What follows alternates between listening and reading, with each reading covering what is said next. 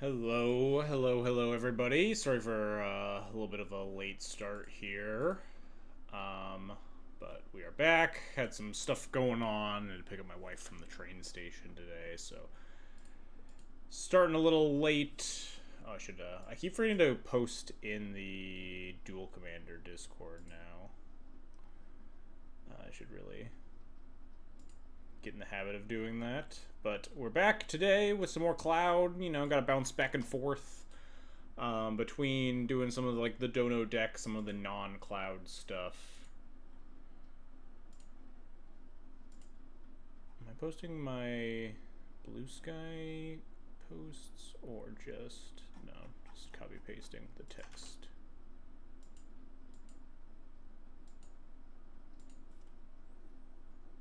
There we go. Why didn't it URL my twitch.tv/xjcloud? Hang on, we're troubleshooting. Everything's behind schedule. Apologies, folks. Save. There we go. Alright, done. Everything's taken care of. We're back with Cloud. Blah, blah, blah. Bouncing around between Dono decks and just playing Cloud, the classic deck that we know and love here, that I have been very fond of. But in that vein, I had a couple of questions to posit to you, the audience, if you're out there watching this on YouTube, as people are slowly starting to trickle in real time here. I'm curious how interesting some of these Dono decks, some of these non-Cloud decks go. The Lear video did pretty well. I don't know how much of that is attributed to it being a trophy match or a trophied league, but the Asthma deck also did pretty well in terms of content here. So let me know in the comments whether you like seeing these donation deck lists. I don't know how much I'm gonna just try to spread them out. I already have some interest in someone donating to play a Jund Rog Storm list, but I don't want to be spamming donation decks all the time if people are here for Cloud content. I also just obviously love playing Cloud. So let me know in the comments down below or in chat right now how you feel about these other leagues. Also, a lot of questions here, I guess, to start off. Whether or not you like the trophy spoilers in the title. I know some people, when they go and watch YouTube content, they like to watch winning leagues more than just kind of average whatever 3, 2, 4 ones. I kept the fact that we trophied here kind of a secret. I put the trophy in the thumbnail as kind of a hint to it, but I didn't put trophied like I do often. 20-0 win streak, then getting the trophy here and farming trophies, running out of space for my trophies, stuff like that. So I don't know. Let me know how you feel about that personally. If you don't care, whatever, blah blah. Also, while you're there, hit the subscribe button on YouTube. We're exceptionally close to 1K subscribers. We're 11 away, so it'd be really cool if we hit 1K. I could start monetizing the YouTube, get those sweet ad pennies. Anyway, back to the topic at hand today. Specifically, we're back to playing Cloud, which, as the stream title goes, is proven the best deck in the format, backed by facts and science and logic. According to exactly this Blue Sky post from the MetaMage MTGO bot, giving a bunch of Duel Commander data based on MTGO Trials exclusively. Cloud is the second most published or played deck in the format and has one of the highest win rates outside of Lier, which seems just exceptionally good. Just love to see Cloud getting recognition for being as good as I feel like it is. I do think this deck is just exceptionally good, and for some reason very underplayed in paper for reasons that are not really understandable to me. Also, no one's really playing Hand of Vecna, and you look at these Lier win rates of 49%, 43% against Azusa. Just you could be playing a good card in these matchups for very low opportunity cost, but people don't want to do that. Whatever. Anyway, we're basically the best deck in the format, backed by fact and science and logic. Just humble brag. Anyway, let's get started. We're already running late, and the Cloud Leagues always love to run long, and then I'm just like getting the shit kicked out of me in round 5 by playing bad. We'll try not to let that happen today, and by try not to, I mean it will just inevitably happen anyway. This window's so tiny. Moto update or something? Computer's been running like shit today. I usually have more time to like boot up and get all the programs up and running, but I walked back into my house like 7:50 with stream at like 8. Wasn't the most well laid of plans. Let's get back in here.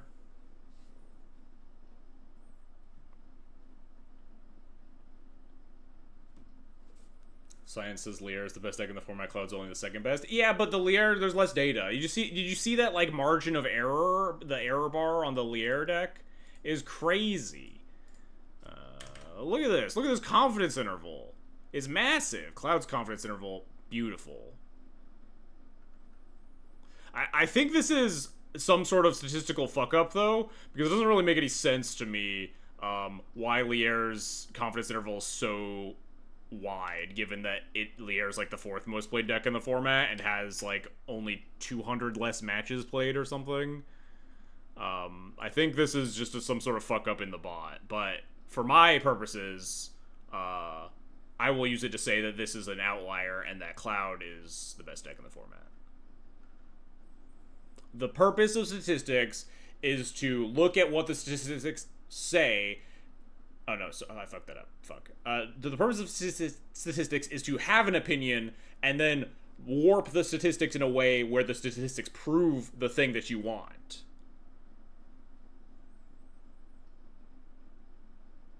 What is Jensen? Isn't it like the like there's a blue-white guy? Or not blue... Oh no, it's this guy. There's this really weird like 5-color like good stuff living end deck that I see like top 8 some random trials. It's like exactly one person who keeps playing the deck. The list is very peculiar. I played against it once and I won, and it didn't feel particularly hard because all the cards in the deck cost like 1,000 mana and it just has like Cascaders into living end, but not a lot of like exceptionally threatening things. I didn't really understand the deck's design.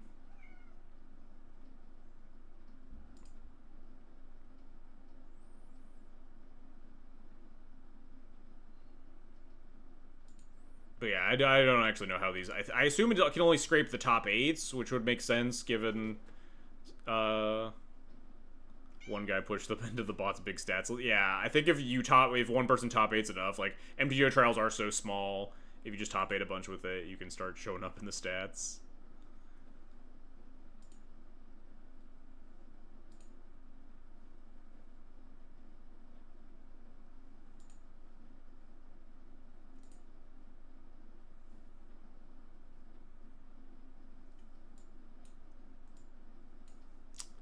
I was gonna like maybe make some edits, but we kind of just like stumbled back into this league real fast. I was gonna I think I wanted to add like another instant speed removal spell, add the unexpectedly absent back into the list. I think I've been definitely wanting an instant speed kill spell again, and the unexpectedly absent's been in and out of the list several times by now. It's probably like the next most efficient thing. I see people playing Path. I just hate casting Path in Exile in this format. It feels so bad when everybody has, like, infinite mana outlets, basically.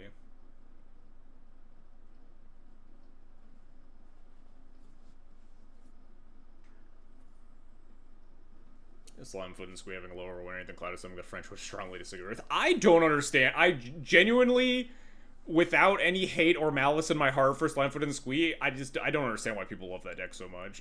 Every time I play against it, it feels like exactly okay. It is literally modern Jund. It's just like, this deck is just like a pile of like efficient threats and removal spells that performs pretty okay. It's like pretty good, reasonable deck, but like nothing has screamed to me like, this is the best deck in the format. It's just been like, yeah, it's fine.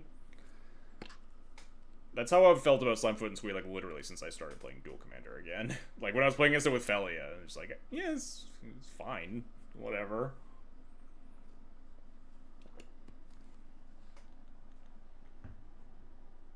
And then everyone tells me that Slimefoot and Squee is, like, a horrible matchup for Cloud. And then I beat it on, like, a Mold of 4. It was, like, I think it was, like, 2 Cloud Leagues ago, where we literally beat Slimefoot and Squee on, like, a Mold of 4. God, that was really funny. Everyone's just like, how do you ever beat Slimefoot? They cast, when you're on the draw, and they go Mana Dork into their Goblin Rabblemaster. How do you ever win? I don't know. Your deck's filled with removal spells and card advantage, and their deck is filled with removal spells and, like, pretty efficient creatures. You just kind of need to grind them out.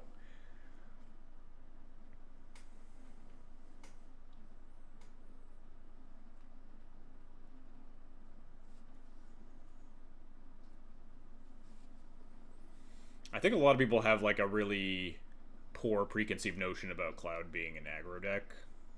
It's just, like, kind of the same thing that happened with D&T and Legacy. Just like, oh, it's a white creature deck. It's an aggro deck.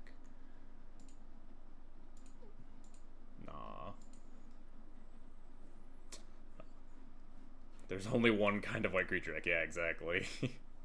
Shoutouts to the coverage of Vintage Eternal Weekend, casting the finals, where they were talking about initiative winning, and they're like, shout out to, like, D&T players everywhere. Just like, initiative and D&T are just truly so far apart in what they do.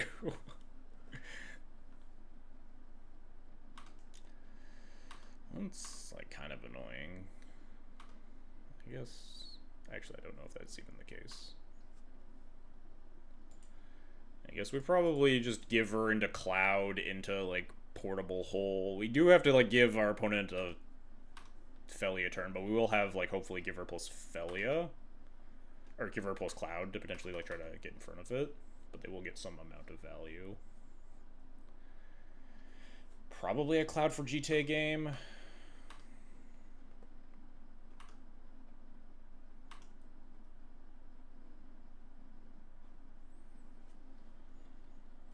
I really want to be a Cloud for Skull Clamp game, but I don't know if I'm allowed to do that.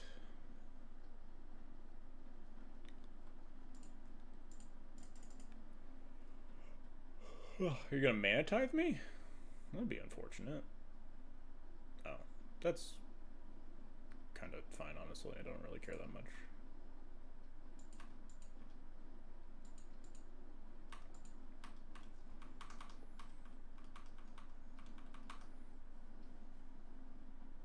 Mana Tithe would have definitely been a lot more annoying.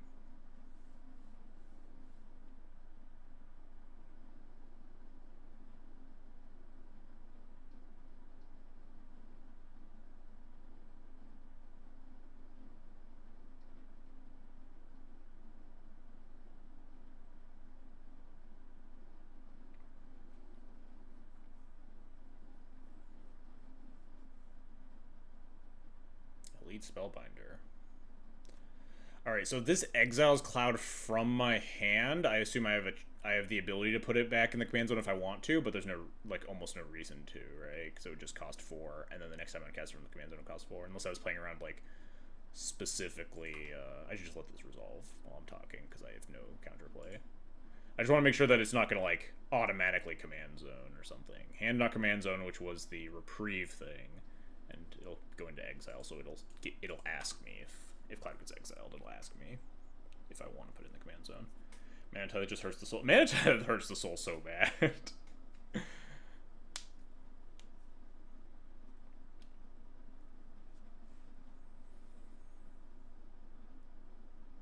they do exile my Cloud, it will get a little bit weird here. Alright, so I don't want to return to the command zone. It just doesn't really matter to me.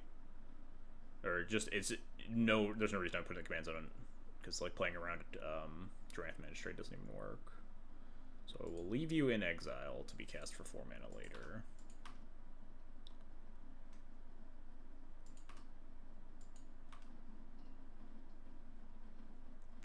Alright.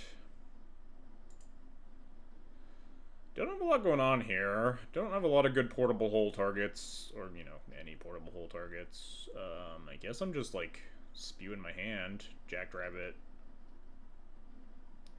Could Jackrabbit X equals 1 to, like, attack into Ophelia better?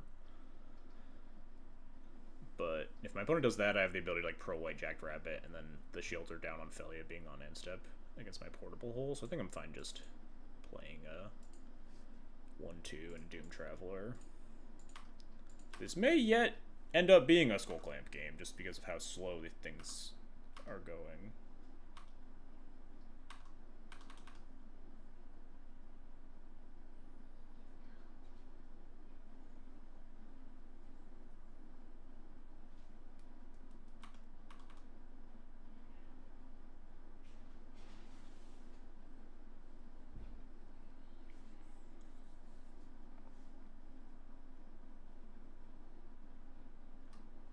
Attack me for 3. You got it.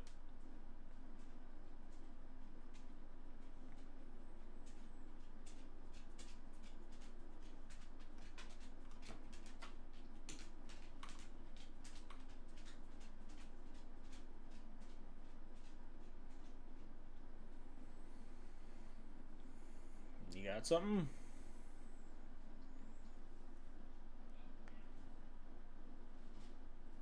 Your own giver. Alright, we probably got a portable hold that at some point.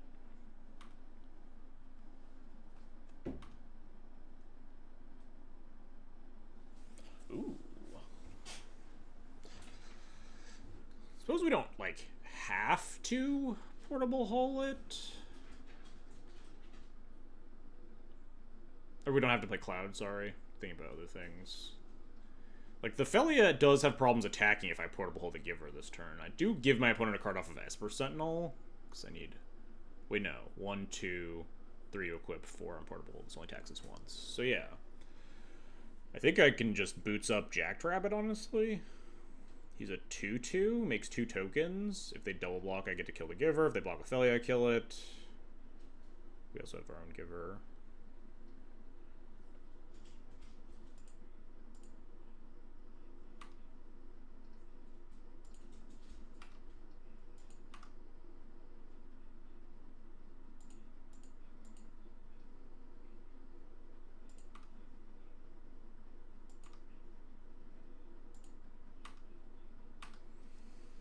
Bunch of blockers for Ophelia.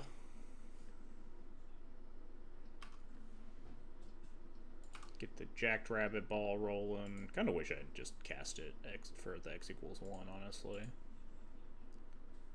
Be nice to snowball even more. Yoink. Yeah, so now if my opponent wants to, like, flicker the Spellbinder, A, my hand is garbage. And B, they have to attack the Ophelia into a bunch of blockers that can just kill it. Obviously, they could have a much scarier thing to play in Blink, but didn't really have a lot of counterplay to that. Well, yeah, that qualifies as an extremely scary thing to play in Blink, huh?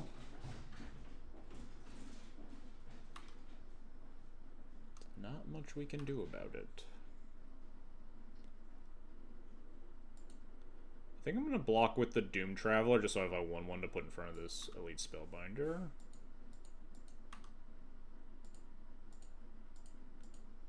Just block like this. They are tapped out, so I could probably just save the rabbit for pretty much free.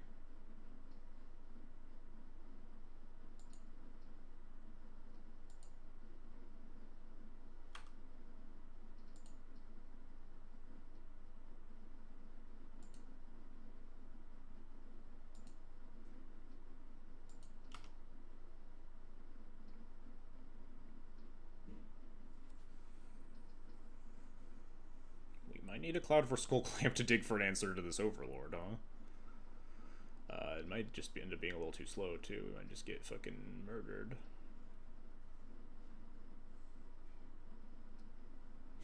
Yeah, I think we're going to be a turn behind the ball here on this Overlord. We will have enough things to put in front of it where we can't kill it, but they will also have, like, 9 billion power in the air, which is not good. Cast with Elite Spellbinder.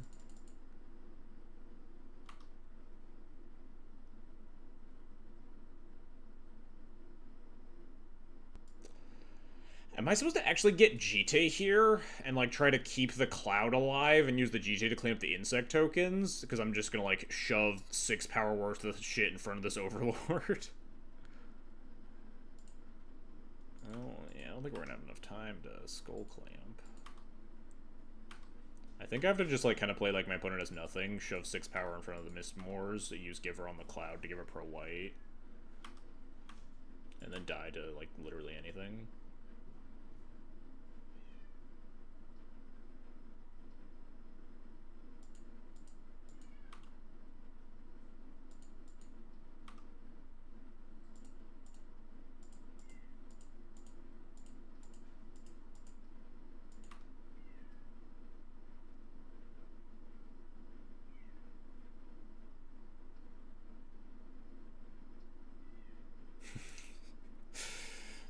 Fair enough. I don't think we're winning this game.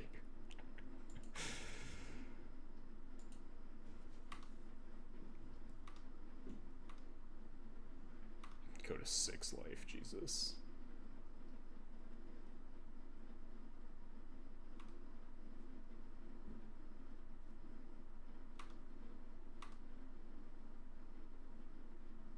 If we're literally dead, I guess we could draw, like, exactly Solitude. I think we might even be dead then. Let's just take our draw step and figure it out. Yeah, alright. Fair enough. They got me. Something instant speed removal. Good against Felia. Wish I had, whatever that thing is called. I've already forgotten the name. Unexpectedly Absent. I should probably cut the Jackrabbit for the Unexpectedly Absent. Jackrabbit has been, like, a continual underperformer in the deck and has, like, coasted by on being a cool pet card that has some intrinsic deck synergies. We got the On Thin Ice, No Plains Wombo combo. That's so awkward. It, like, doesn't actually do anything. I could Witch Enchanter, Enlightened Tutor for Ancient Den to cast my Cloud on turn 2. I could Witch Enchanter, just cast the Drum, and then if I miss, then we cry a lot.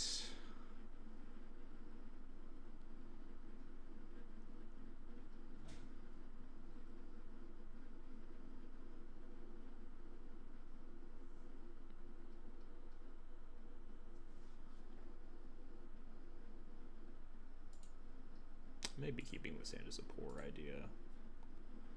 Wow, cheats. Only I'm allowed to do that, opponent.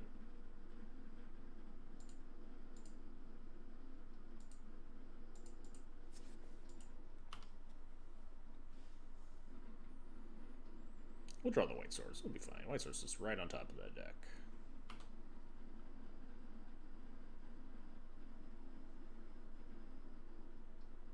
It's so easy.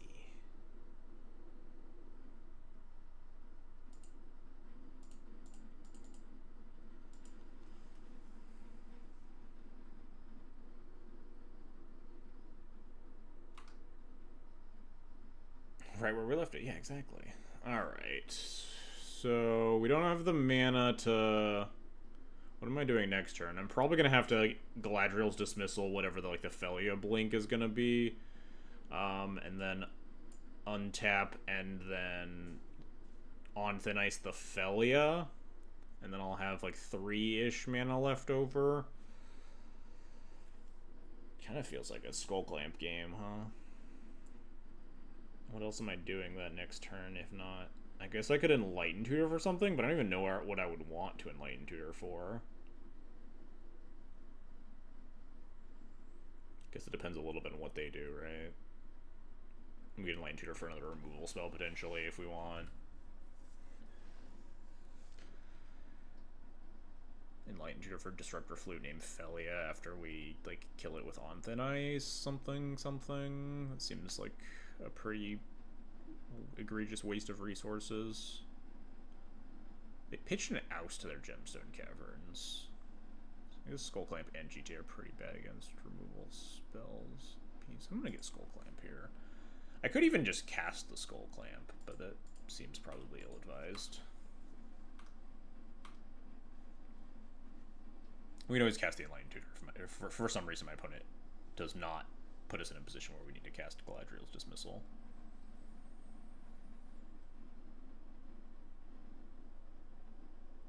I guess Saga could go get Skull Clamps. Maybe that's like a reason to get GT. There's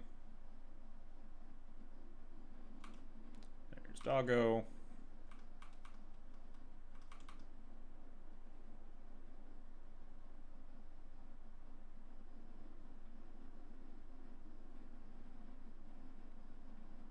Maybe I was even... Nah, probably Form War is a little loose. Because, like, if they play, like, a good 3 and just attack the Thalia into the Cloud, I'm pretty instant... Oh, I guess I can't stop the blink from happening and block and trade Thalia for Cloud, because I would have to tap the Cloud in order to dismissal the blink target.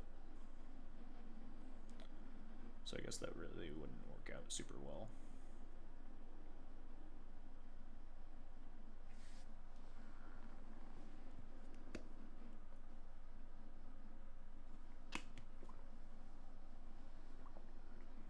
You know, it was just like E-Tutor Parallax Wave. Everyone tells me Parallax Wave is like broken and unbeatable. Not an opinion that I readily share. Isn't it better to dismiss the Thalia if you want to stop the blink? Just means you don't take 2. No, because we want to Anthonize the Thalia. And if the Thalia is phased out for the whole turn, then we can't. If they play like a non-creature thing, I might end up having to Galadriel's Dismissal. That's kind of annoying, huh? Oh no, we can just Galadriel's Dismissal our own Cloud here, and then they can eat the drum, but that's kind of whatever.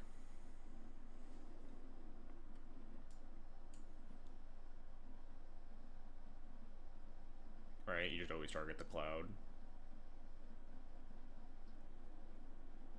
And then we dismiss the Cloud, and they can flicker, and then eat the drum, and then we untap, and we have Saga, On Thin Ice, Clamp, Cloud, draw 4, something like that.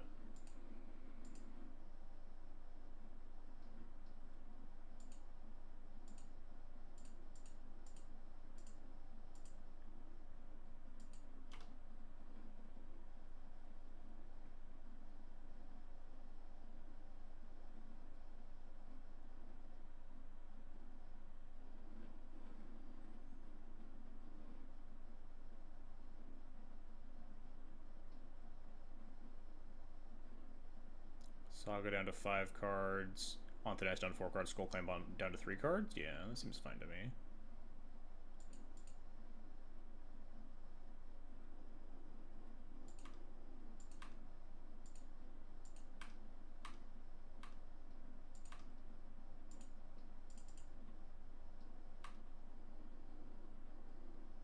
I guess there's a... Is there a chance I don't want to play out Saga here? Because my mana is very likely going to be tied up, and do I, like, really want to tutor anything? I'm going to draw 4 cards, so I'll likely just be casting spells. Like, Masterwork, Boots, Ghost Vacuum. The drum's already gone, so probably not. So we probably actually don't even want to play Saga. I guess we'll keep on playing Plains. Not a huge incentive to play out the Factory either.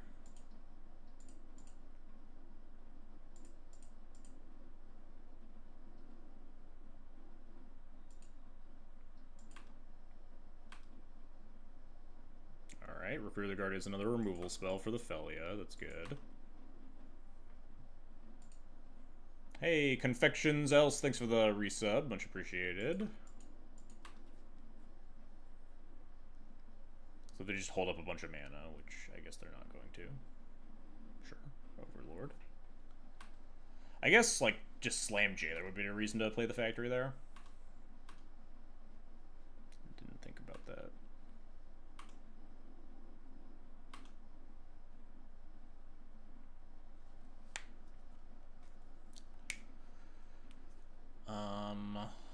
Overlord is scary, but we can eventually get rid of it, right? I assume we have something in the deck we can E-Tutor for that kills it.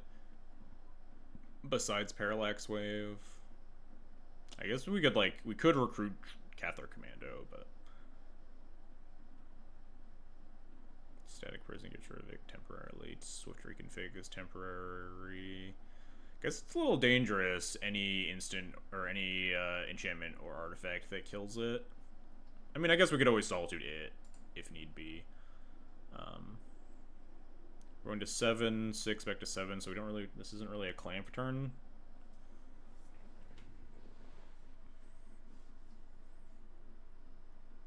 I think this is just a recruiter for Solitude plus Giver turn.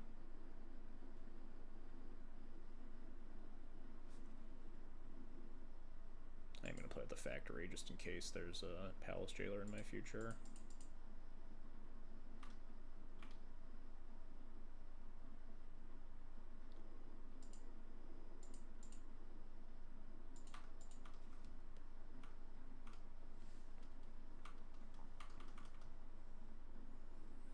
Next turn we could E-Tutor. We might just like cast Cloud, leave up a white mana. E-Tutor might end up being the Solitude pitch card, although Sash is pretty bad here.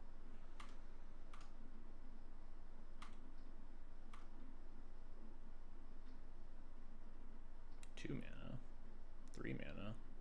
Skyclave my Clamp? Yeah, I guess that's fine. We drew 3 cards. 4 cards.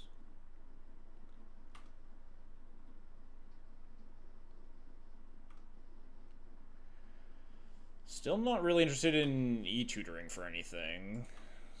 Or even Sagging for anything, sorry. So I think we will just Cloud for GT here. Probably play out Saga next turn.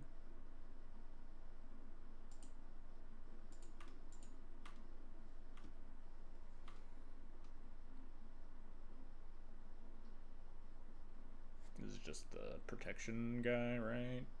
Sure. We're kind of getting beat up in the air a little bit. A little scary. Maybe it is time for E-Tutor for Parallax Wave. Just fire down a bunch of tokens. Especially given this thing's ability to like block sack, potentially stop the GT. Guess we could always just Solitude it depending on what happens. Just Solitude, attack with Cloud, but then they just have a bunch of indestructible blockers for the Cloud. Guess I can Solitude it on end step. Untap, GT out the Cloud with Giver back up, and then 4 counters pings down the Felia and the insects. But then we're down an answer for Overlord, potentially.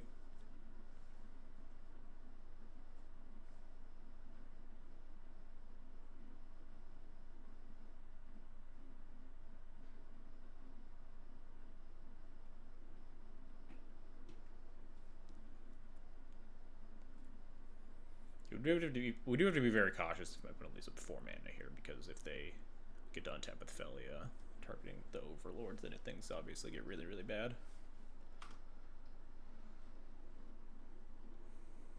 We jump in the Demi. I am interested in solituding this.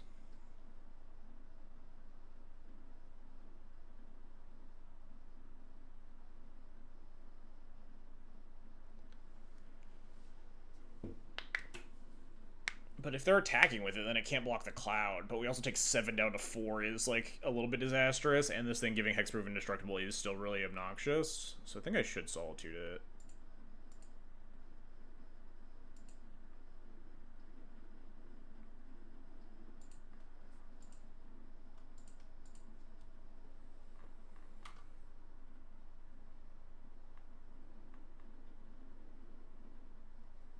Pay another mana.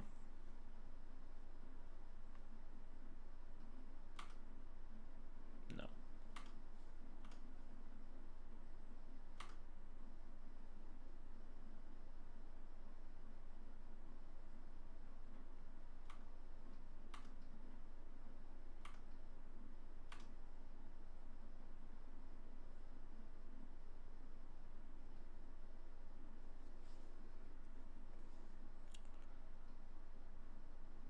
I just don't know what this E-Tutor is gonna go get.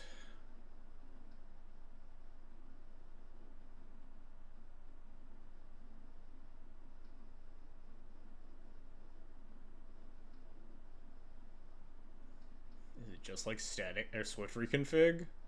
Instant speed is important, and like ideally with Cloud GT, I manage the board such that this Overlord can never be crewed after that.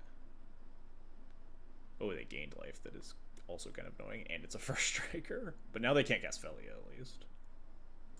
We can potentially kill it with the Line Tutor. Please don't make another token. That would be, like, pretty obnoxious for me.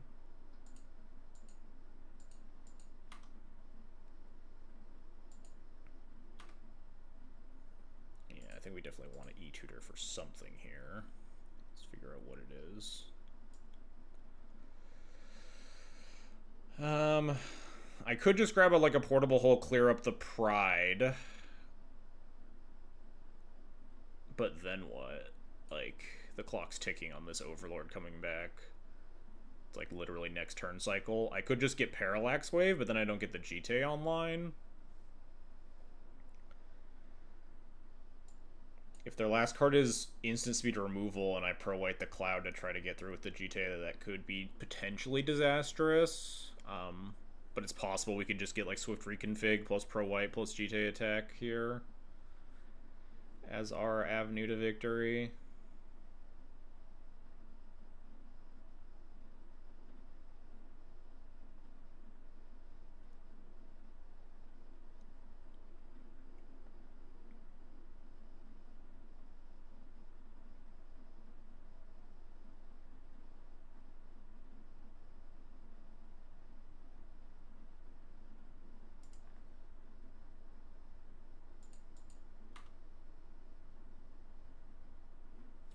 Alright.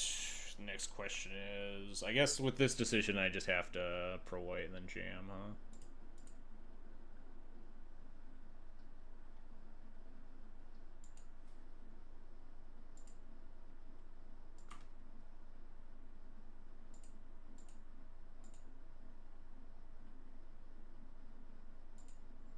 So I can leave up Mishra's Factory to like block if something weird comes up.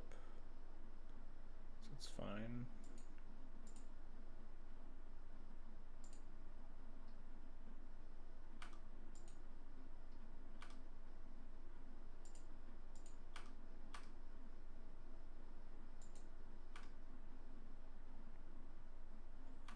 Alright, 4 counters is huge.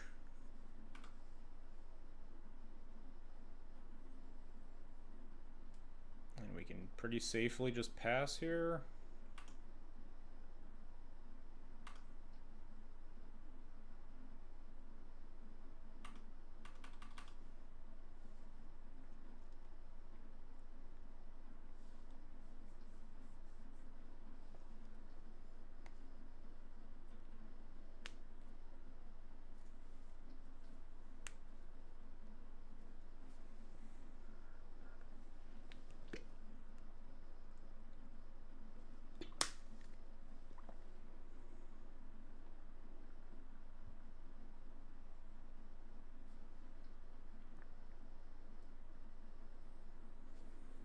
So free config is crew 5.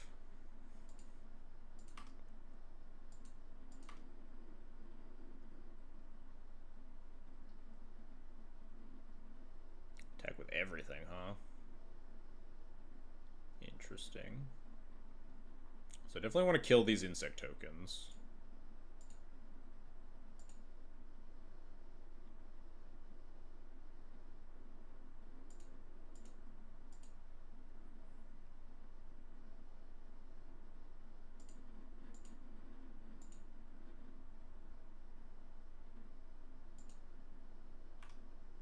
I want to just block like this. Just take 3, sustain 2 counters in case something goes disastrously wrong here. Just clean up as much of the board for free as I can. Although I guess blocking the Skyclave and just pinging down the Ocelot is a better removal of like power in play. And just pinging down the Pride, I don't really know what I'm really saving the counter for. Like, the Overlord's coming online next turn anyway, so the Philly doesn't matter as much.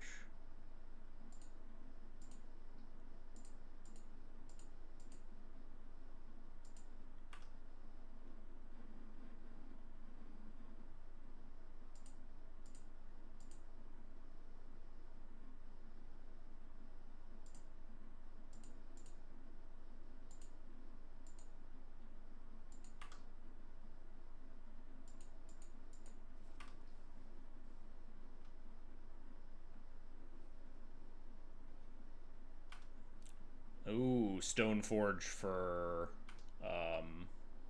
Formalware on Skyclave. Get the GT down.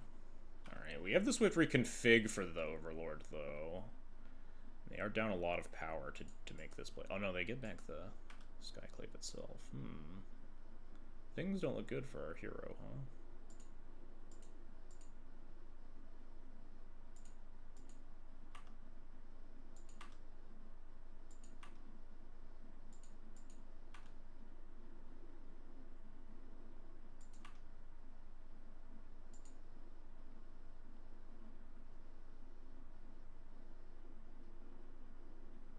Now what?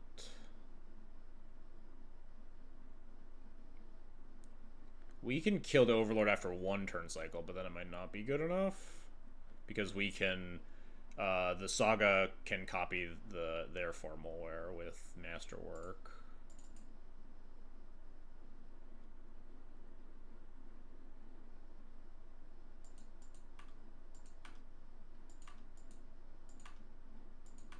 And then go get Recruiter, which goes and gets Cathar Commando to kill the Overlord. Although we're probably also just gonna like block it down this turn.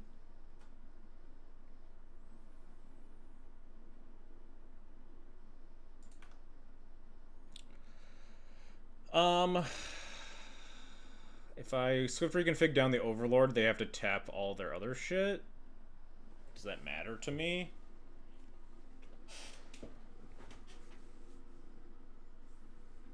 Kind of.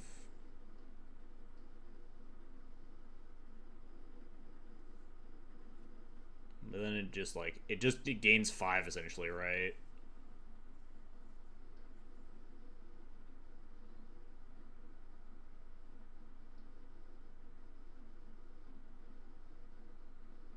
Because then I'll have to kill the Overlord the following turn anyway. No, because then they'll have to invest in it too. Okay, no, I think this is acceptable.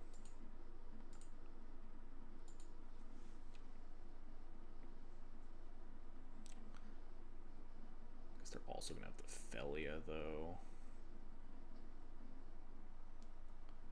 At that point, although the Overlord will be dead, so it's not the end of the world.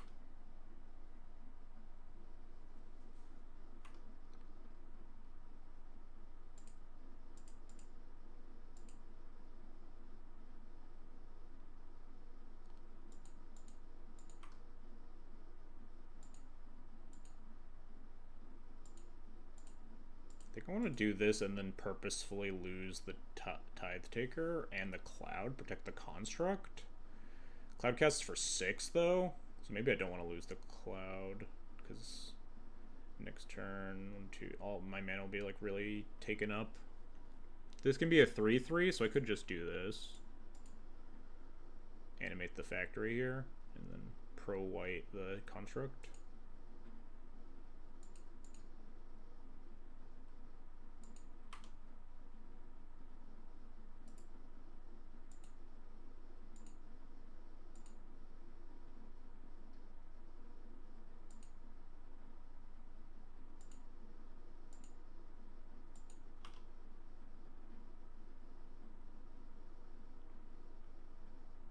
I didn't really have very good blocks on the 4/4 and stuff, so maybe using this to gain 5 life was relevant.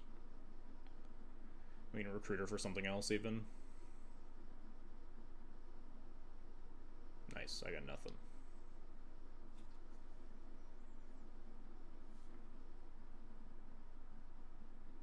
Oh, well, I guess not very nice. Oh, that's a good draw.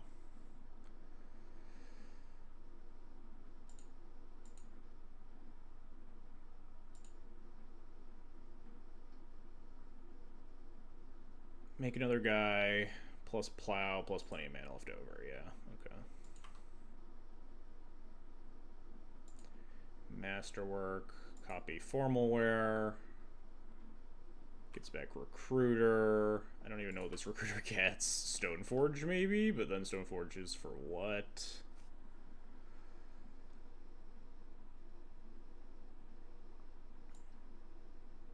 I'm down a lot of my board control abilities. Oh, they stacked all the damage so that the Tithe Taker didn't die either. That's makes sense actually. They just killed the other thing. We could get Skyclave the Spellbinder, but then we're just like dying to insect tokens in the air.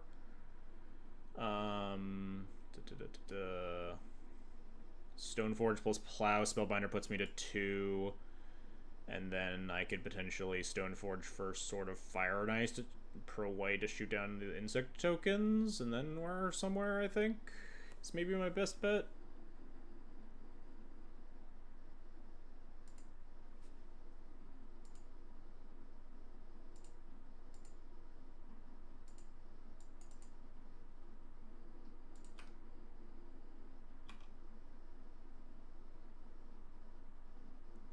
And Duel tokens unfortunately come in tapped. Oh, if I hadn't made it a thing, would that have been better? If I hadn't made a token?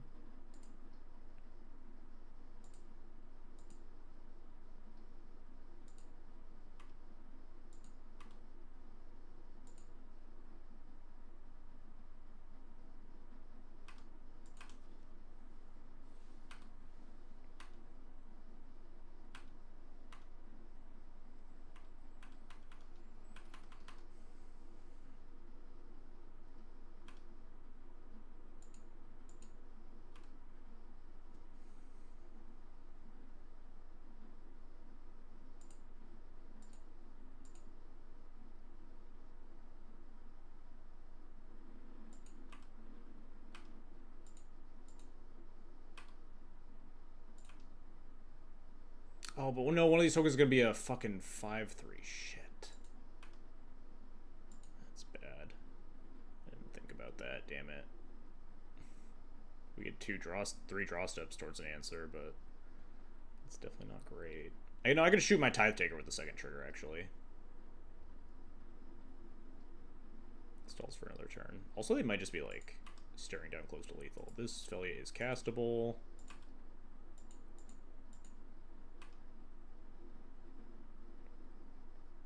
Oh, that's also good.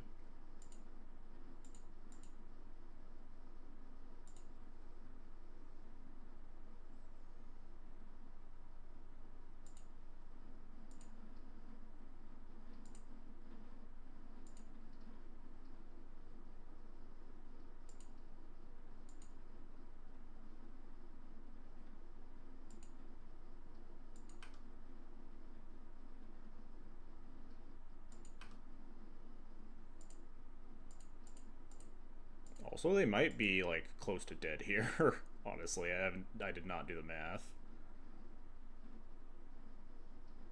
This is attacking with too much. I'm gonna kill this, oust this. They have 3 attackers to my 1-2 blockers. I guess I can actually shoot the Skyclave too. Never mind. That's totally fine.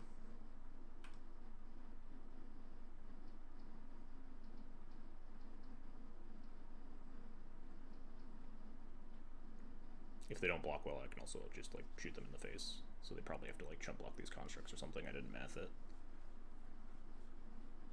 Man, how am I always so down on time in these mono white mirrors? I'm not good at playing them fast. I'm so good at playing like the D&T mirror fast, but these mono white mirrors in Duel Commander elude me. Sure.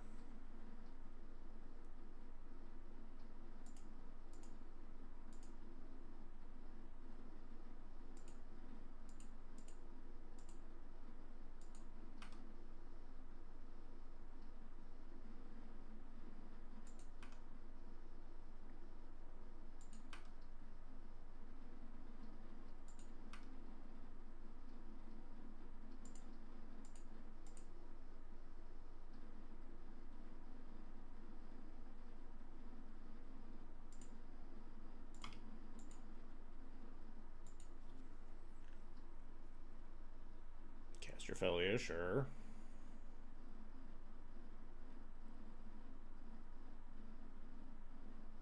No? Not casting Felia? Okay.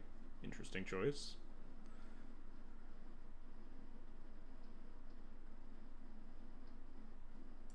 This was castable, right? Yeah, they had 4 mana.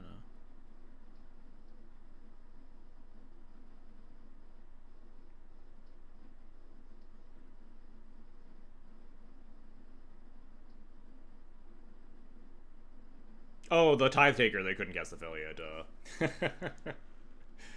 Nice. I love. I am like, if I ever play this card in paper, just never fucking remembering the text on it. In paper, there, my opponent is Philia is 100% dream play. Flicker Wisp, target a construct. Target the Formal Wear, get back the Skyclave. Target the Sword of Fire and Ice. I don't know.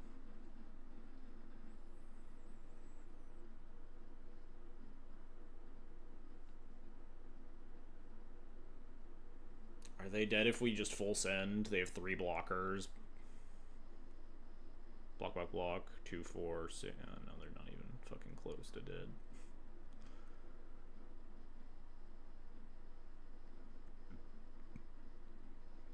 I have to be worried about like a boots off of this maybe. I don't know what's in their deck.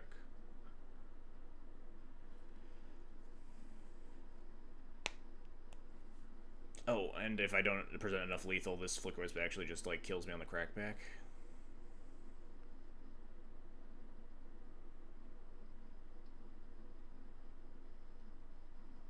One, 2, 3, 4, 5, 6, 7, 8, 9, 10, 11, 12. Okay, now I can present lethal with 2 blocked constructs if I attack all but Giver, I think.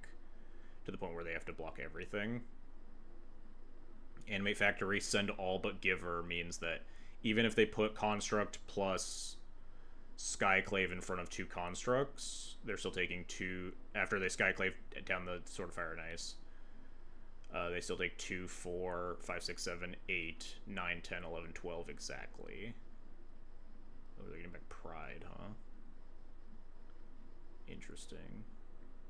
Oh, Talon Gates is pretty good. Pro White Cloud, send all. Instant speed Talon Gates on the construct token to prevent the cloud from getting blocked, and then I just like shoot everything that they have.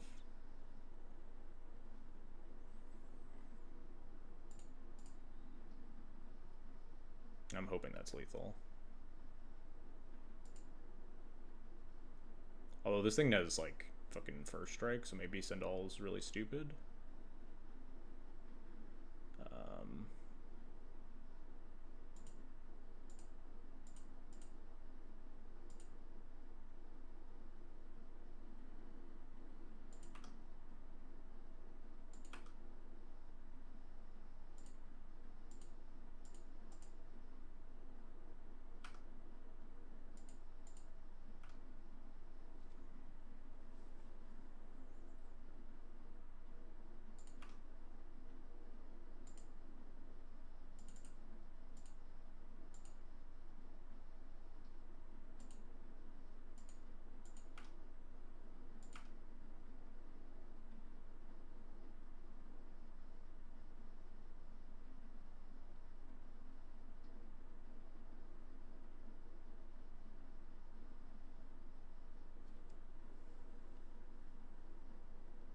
I mean, you just have to block the other construct, right?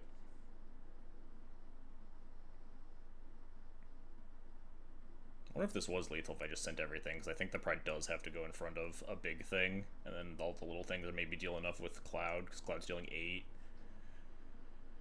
9, 10, 11, 12, 13. Yeah, I think it was lethal if I just, like, right-click attack all. Oh, they're gaining 3, so maybe not. Oh, they're just dead. Cool. Oh, are they not dead? Oh, they're at 2, huh? I'm going to kill my own Tithe Taker here, just for extra insurance.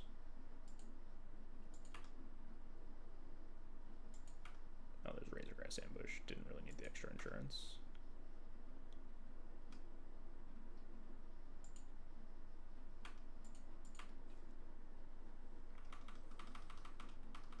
I'm wasting way too much time for this game 3.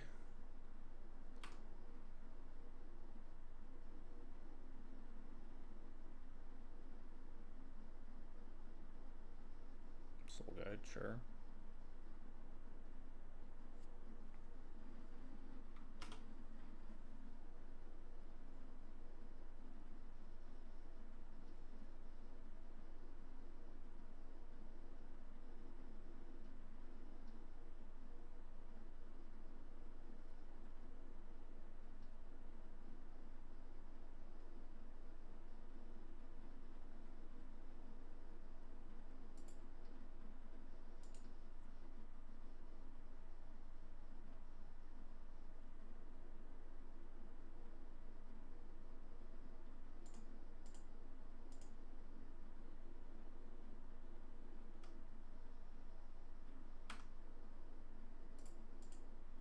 Oh, whoops. I wasn't supposed to attack with the giver. Whatever.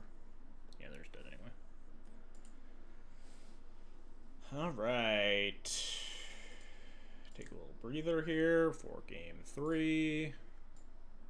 Yeah, I'm really bad at managing my clock. These mono white mirrors, especially game 1 ended so fast.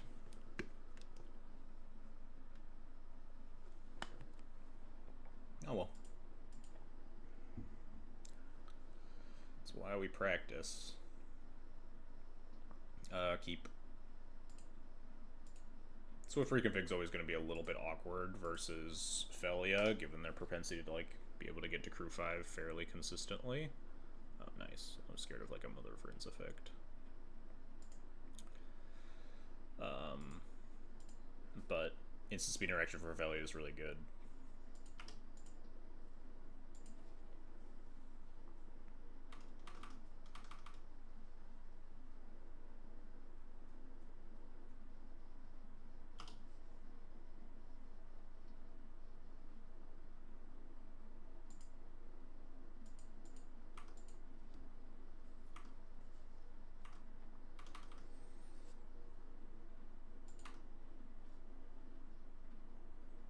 So I'm going to wait until they try to go to attacks here. You could potentially try to play around,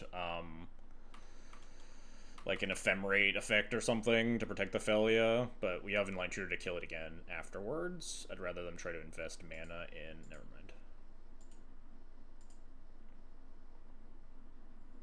In trying to, like, keep it off the... into, like, making a good blink play. So we'd be worried about them getting to 5 power worth of creatures and then blinking things. Thalia. I think I just want to E-tutor for Parallax Wave? I don't even know. Parallax Wave is pretty expensive. Yeah, it's fine.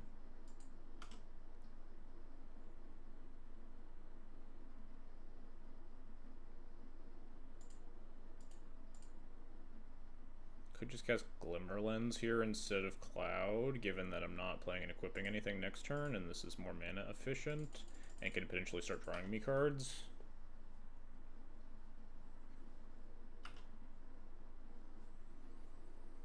Also, it's still, like, it blocks the Felia and, like, what uses the Benevolent Bodyguard if they, like, animate an attack with it. They just slam, like, Palace Jailer here, we're just fucking hosed, so it doesn't really matter, huh? Jeez, just Felia Overlord on curve, games 1 and 3, huh? At least my clock didn't matter.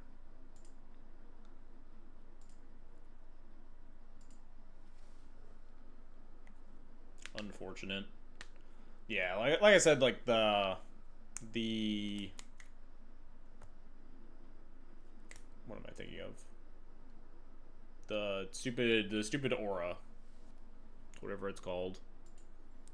Swift reconfiguration. Definitely like not a thrilling prospect versus Felia, a deck that's like pretty good at just like putting some stuff into play and animating their Felia. It's possible I should have just, after the Thalia happened, I can just E-tutor for Flute and Flute name Felia and just try to keep it out of play that way for the rest of the game. Turn off the crew ability, but even then they untap and like just cast Overlord or impend Overlord and the game already starts to look pretty dicey. After that, so I spend my whole turn 3 casting the Flute. Turn 4 I have 2 mana Cloud plus like probably have to get 2 mana Skull Clamp at that point. I have the bot to clamp. I think that would have been better than Wave.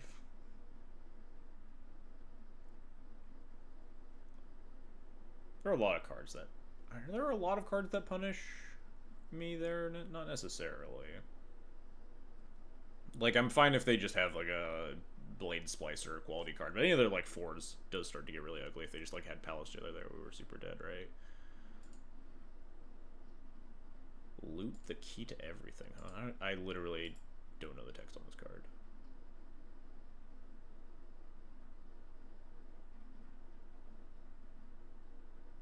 X is the number of card types among other non-land permanents you control.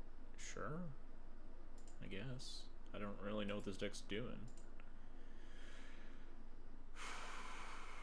I run a little fast and loose when I have like Pride plus Protection hands on with one landers. But this deck probably has got like a bunch of like guys in it, and we're on the play. I think if we just like go for a Jite hand, we're happy. This is not a Jite hand because it can't actually cast a cloud, but this is a keep bottom Armageddon. We have like Garrison Cat into potentially Yara and Oski. Although this is again like doesn't feel like a Yara and Oski matchup either. But we can get the Saga going, make some constructs. If we like miss on White Source multiple times, we can eventually just work our way towards the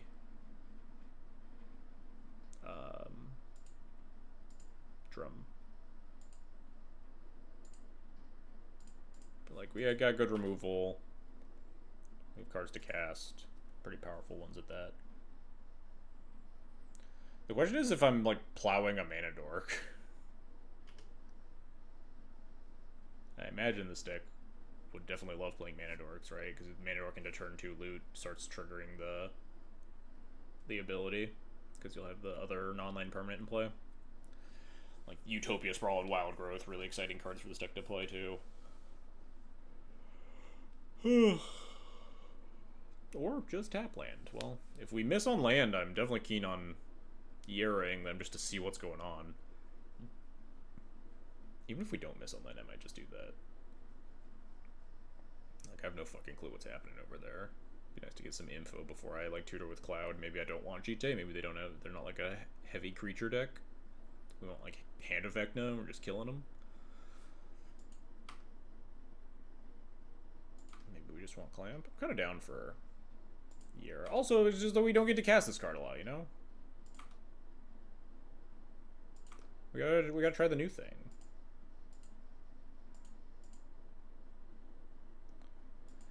Let's take the old look-ski. We do have to be wary if we name instant. Our plow costs 2, notably.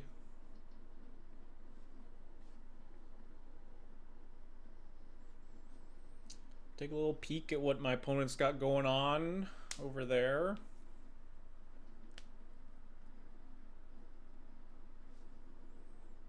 No, this is like mostly what I expected. Interesting that they didn't go like Forest Halfling and just try like spike the turn 2 loot. What the fuck is this?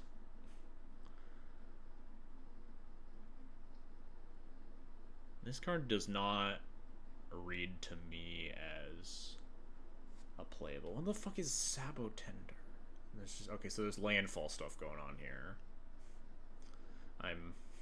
I'm starting to see a little bit of the vision. I mean, I guess we just name enchantment. Maybe we can just name Planeswalker, because the Ren and 6 pinging is annoying.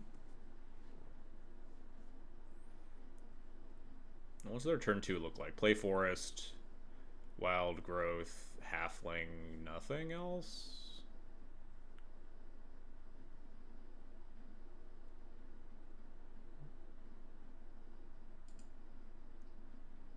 Genuinely so confused as to what's going on and also what I should name. Yeah, I think I'm just naming Planeswalker just to make this like slightly more annoying to cast and it just doesn't affect me at all, and I just don't really care about any of those other things. Because if I name... Well, I guess if I name Enchantment, then they can't Wild Growth this turn, right? It would take their whole turn. They couldn't play the Halfling. Whereas Ren and 6, even on 3 mana, it's going to be easy for them to play after next turn. Because they're just going to Wild Growth plus Halfling. So maybe we just say enchantment, just to make this specific turn a little bit more annoying for them.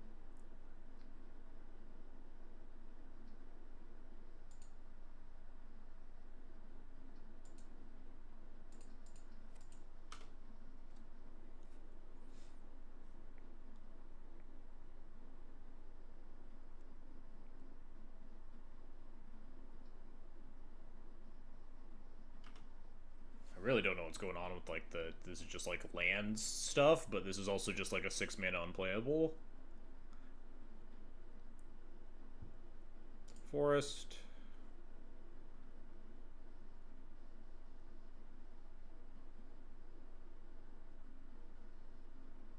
And they're trying to cast their Wild Growth, but it's 2 mana. Yeah, now they don't get to play the Halfling, which is nice for me. Ooh. Speaking of things that are nice for me, kind of almost just want to cast Sword of Fire and Ice instead of playing Cloud. Loot's a 1/2.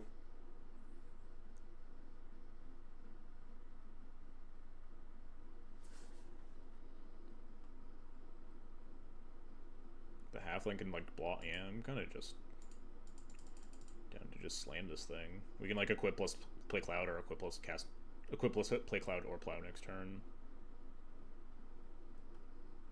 There's a chance we Dust Bowl him, but it doesn't seem very likely with Crucible and Renin 6 in their hand.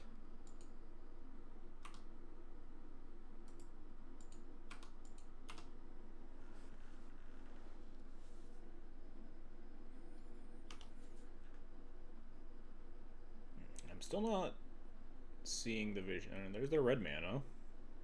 Still not fully seeing the vision on what's going on over there.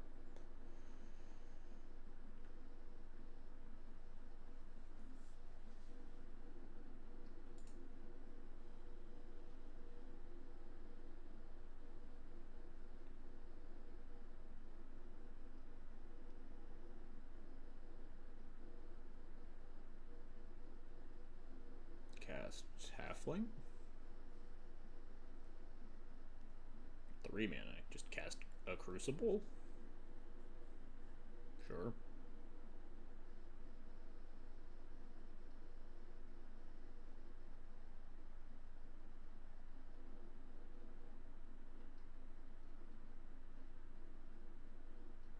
Alright, so if I play Cloud here, he's just gonna get pinged by the Renin 6 probably, but I don't really care that much about that. Can't see how their deck could beat Cloud. Yeah, I'm very confused as to what they're doing, just in general. I think I'm just going to play Cloud, and if they Renin 6 ping the Cloud, it doesn't really matter. It's just a matter of what I'm going to get and what I'm going to equip. Like, I could equip the Garrison Cat, but if I'm getting Skull Clamp, I might just want to equip the Uranowski.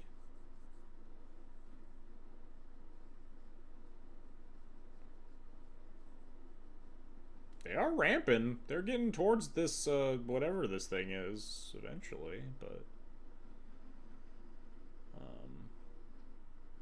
like, if their turn looks like Delighted Halfling Renin 6 next turn, ping the Cloud, and I have Skull Clamp in my hand, then I want it on the Uranowski, right? And I want to keep drawing cards. I want to use the Garrison Cat to draw cards? Yeah, I think I want it here.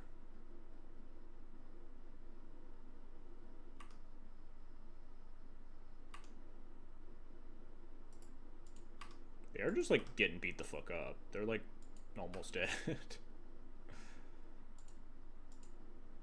They're actually dead next turn if they do that, and because we have 8 power if we, like, Plow or Talon Gates the Halfling. They actually do just die. This era card, it beats down, like, 2 mana, or, yeah, kind of effectively a 2 mana card, right? 2 mana 3/3.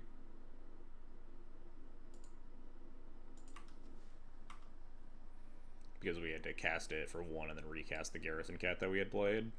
White for like a 3/3 hand information, taxed the Wild Growth turn, so they couldn't like Wild Growth plus Halfling, stuff like that. Alright. The vibe is shifting. I know their whole hand though. So this doesn't do anything.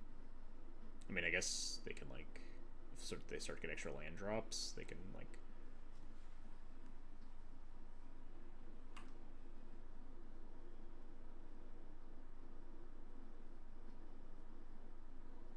this was all fairly expected.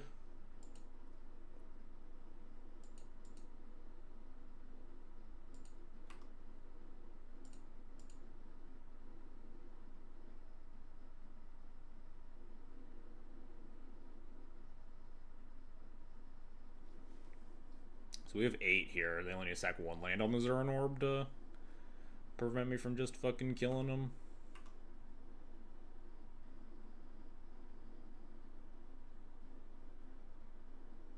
I think I just Talon Gates it.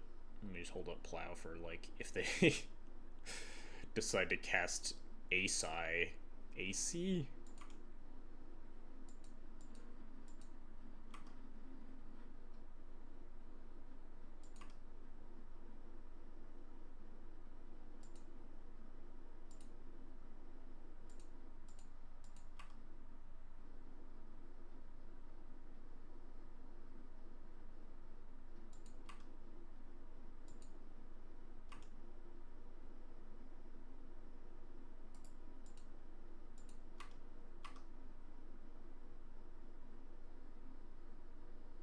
So they're pretty incentivized to like sack a land and replay it anyway, given that they don't currently have one in hand. So I think I just ping the Wrenn and 6 here. Just to get it out of the way. Okay, they just give up. Cool. Not sure exactly what's going on. Some sort of like rug lands stuff. Maybe it was just like a hand that didn't pan out. I really don't know what's going on here.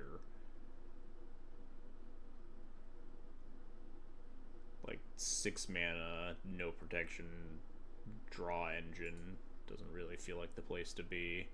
It also feels like we're just the beatdown deck by far. Like I'm probably like aggressively clouding for hand effect now. I don't know how much removal they have.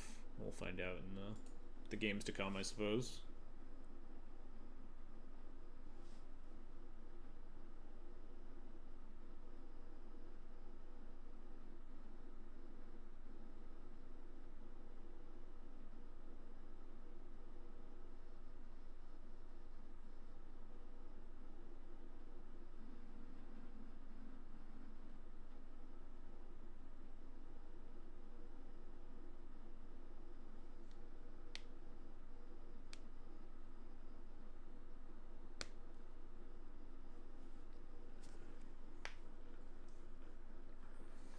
Trying to like piece together what's even going on over there.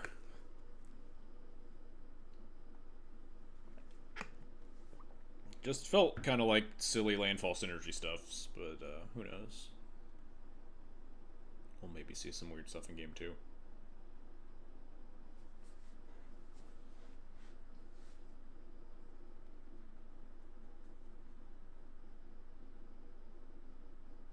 Oh, I guess something I didn't talk about up at the top of the stream that I am curious about. Did people hear about the potential changes to the Commander rules regarding hybrid cards? They said that they were considering allowing hybrid cards as an or rather than an and in terms of color identity.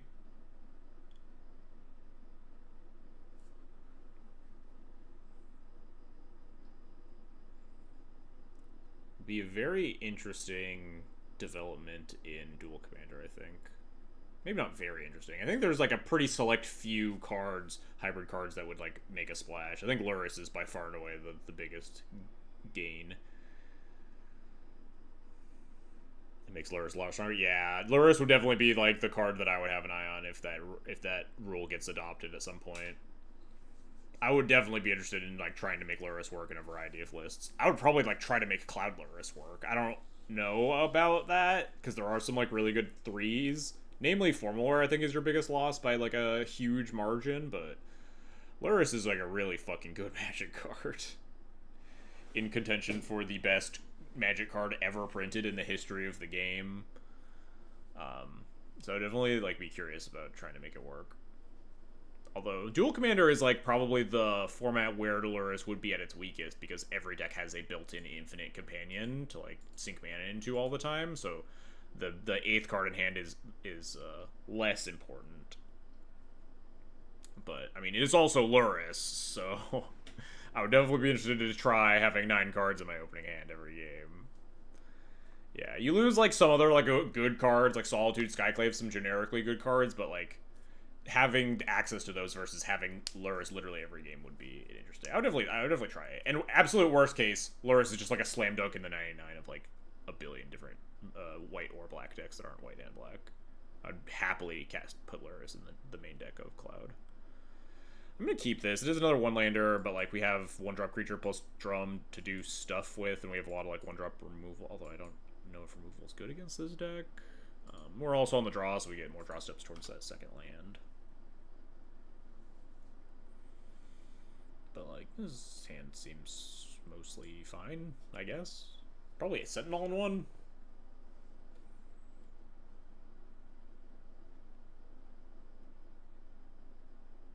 Ponder. Amulet. Alright, they're up to something. Something landsy. It's just that easy. Just always have the land on the top of your deck.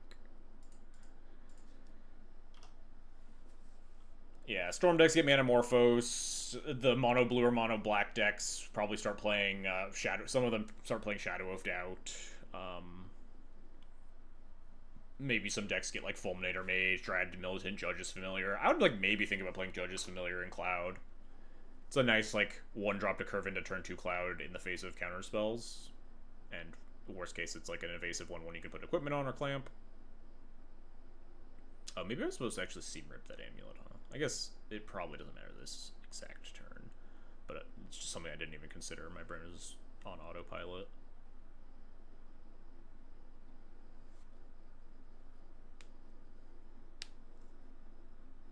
But yeah, I'm not sure how many other... I'm not even sure how many other companions would be able to see play. It's like maybe a world you could build like mono red Obosh or something. You have to look at just how good the 2-drops are.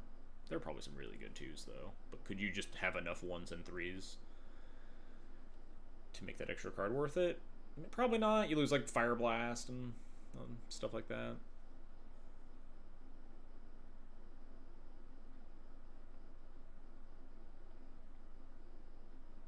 Yorion's good in Felia. Oh, 5 mana is a lot. Now, if we could put 120 cards in, if we could play 119 card main decks, then we're talking. 5 mana is a lot to like blink your whole board. There are like other things that can do that for less mana. What am I doing here? Am I static prisoning this Delighted Halfling? How much do I want to like choke their mana?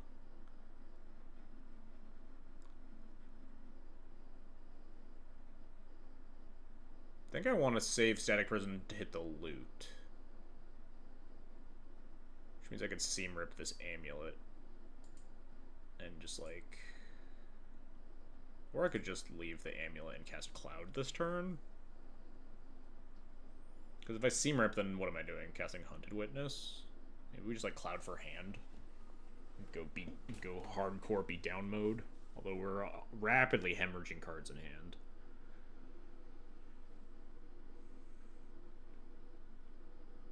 And next turn we would want to 2-mana Static Prison the loot and seam rip the amulet. So that's like my whole turn. Yeah, okay, maybe I don't care that much.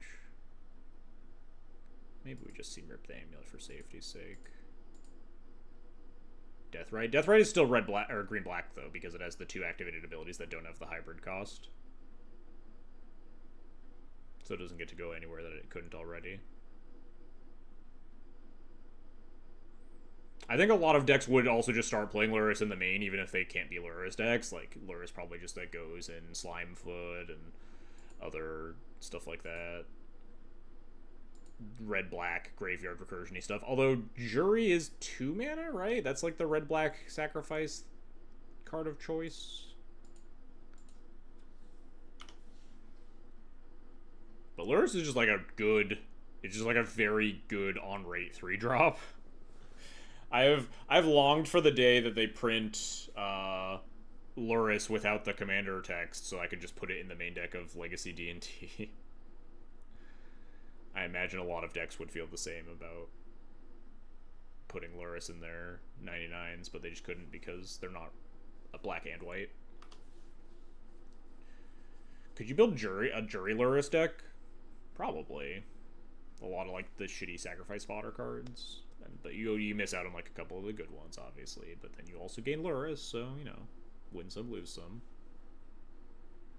I would definitely start by trying Lurrus in basically all of those strategies, if that ever happened. Yeah, it seems like a loot turn. So this works out way better for my mana, right? 2 mana Static Prison, the loot, and then 2 mana Cloud. Go get something. Yeah, you miss on like Fury Grief. Like probably some random like 3-drops or whatever.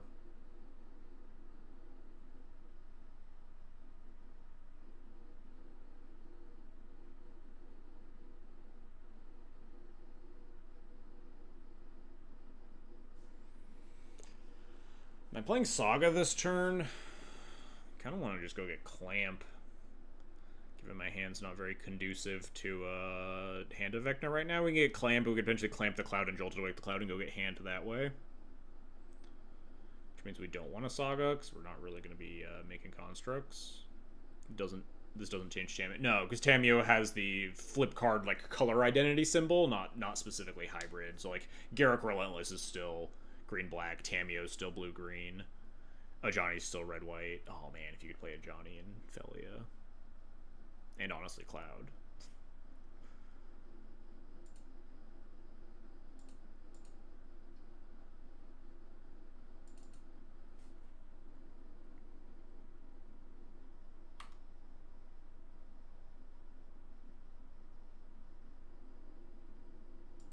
Go get the Clamp. It's hard for Clamp to be the wrong choice.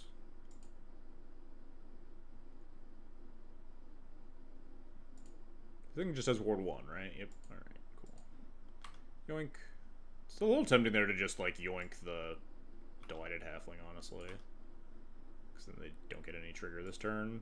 But this gets me in 2 damage, and they have to spend 5 mana recasting it.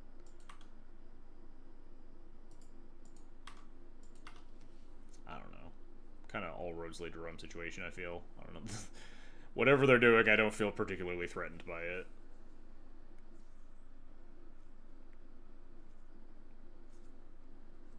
Next turn we'll just draw like 20 cards. Might actually just be like Clamp Cloud, draw 4, Jolted Away Cloud for hand. And that costs 3 mana, and we have 5 mana next turn. Draw to 4 cards, down to 3 cards, down to 2 cards, up to 6 cards, Jolted Awake. 6, yeah, we got plenty of space, so we can Jolted Awake Cloud and maybe go get hand. Might end up just getting like GTA or Sword of Fire and Ice though. Help clean up the board. What in God's earth is Zeldinch? To explore, but at the beginning of your end step, you have to return a land to your hand. Interesting. Oh, my Urza Saga.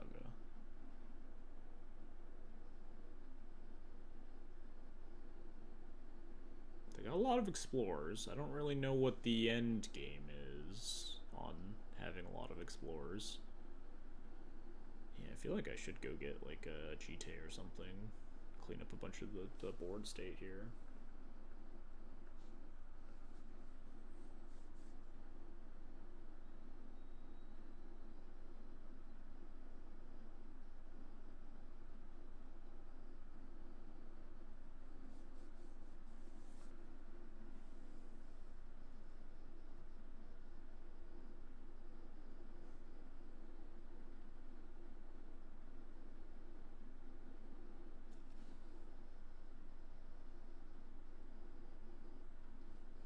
So their hand has Field of Ruin plus Volcanic Island in it.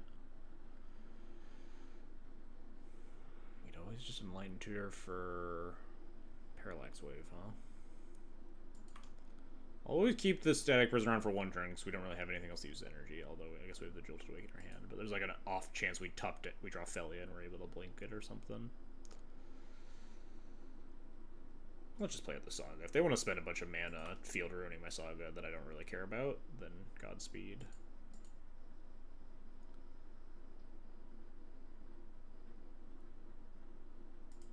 Let's start by clamping Cloud.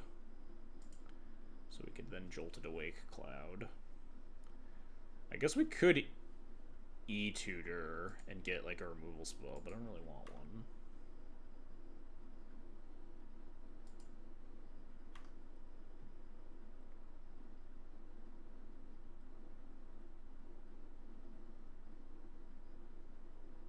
I think we're just gonna go hand time.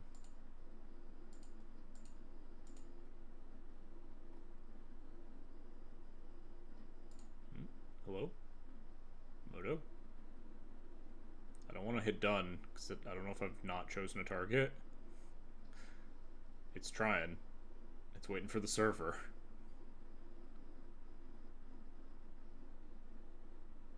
There we go.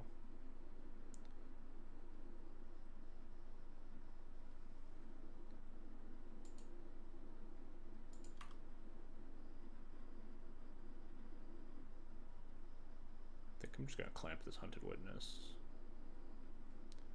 Go get Hand of Vecna. Skull Clamp, Hunted Witness.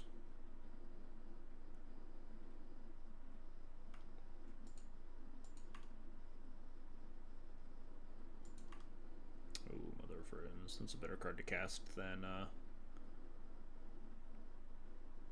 Basri, tomorrow's champion, huh?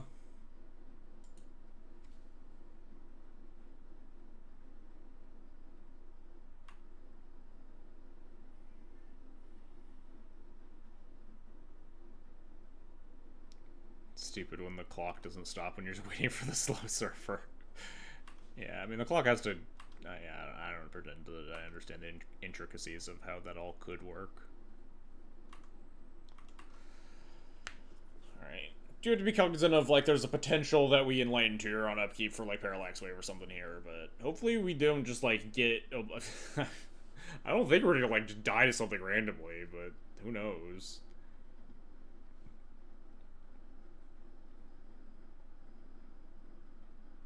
I think we might be able to one-shot them with Hand of Vecna, but yeah, this is completely fine. Did not need the Urza Saga even a little bit. This only served to tax 2 of your mana.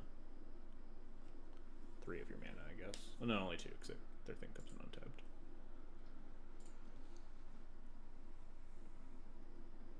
Yeah, I think there's a world that I can kill them here, depending on how they tap.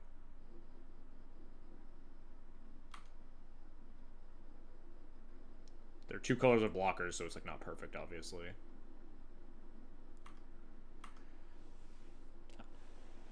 But like if they end up tapping the halfling to cast a loot or something, I could pro-red the cloud and I think skull clamp my way to... I only need 8 cards in hand to kill them, actually, right? Yeah, 8 cards in hand is plus 16, plus 16, plus 2 clouds 2. Okay, that's actually super easy. Oh man, they're not falling for the bait.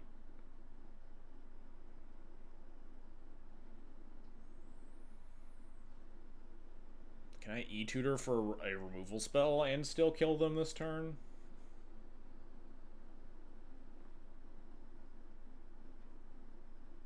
We got plenty of time. We can do some math here. We're up like 2 minutes. Although it is a little bit dangerous in the face of 2 unknowns. And like a 3rd unknown, right? They can just draw a card here. It's maybe a little bit stupid to just go for it for no fucking reason.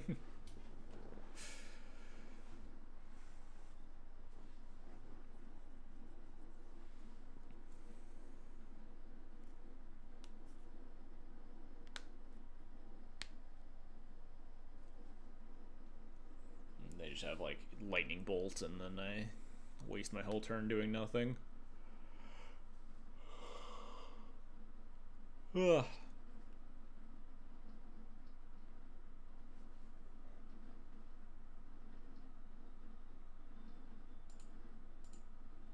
If that's the case, maybe I do end up just E-tutoring for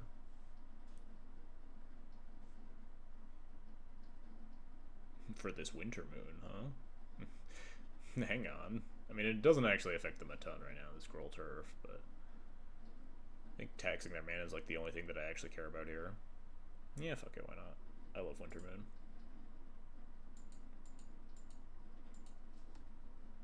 I probably should have gone for that last turn. I wasn't thinking about it. Like on the turn when I was like drawing cards and I was like, oh, I have the mana available to like E-tutor for something and cast it. I don't remember what... I think they were tapped out. I maybe could have just mooned them then. But I have 6 mana here, so I can like... Okay, they just give up. I could just untap Winter Moon, Hand of Vecna, Skrelv, send... And they probably die. Alright, I'm going to the bathroom real quick. We'll be right back for match 3.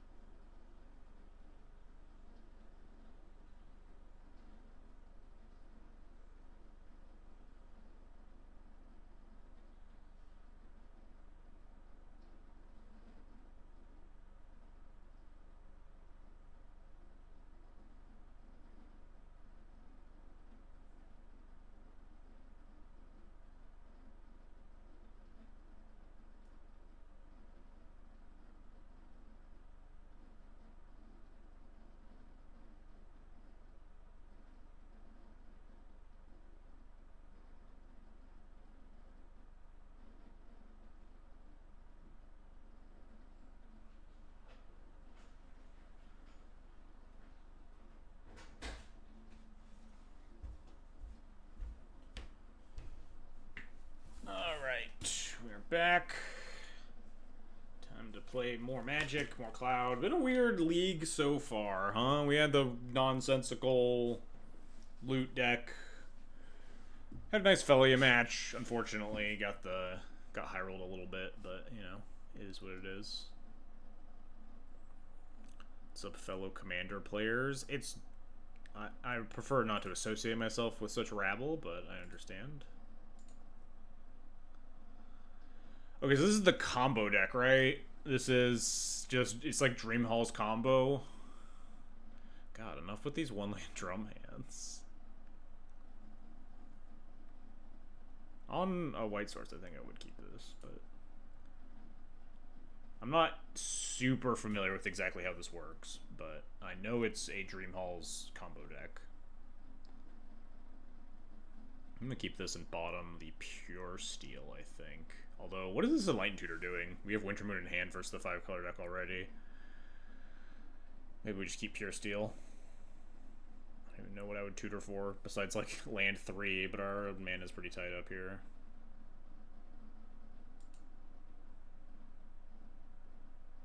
Maybe we need the utility of this more than we'd need, like, a random pure steel thing. Like, there's a chance I just want to go get something with this that helps answer something that the opponent has. Yeah, we'll keep it.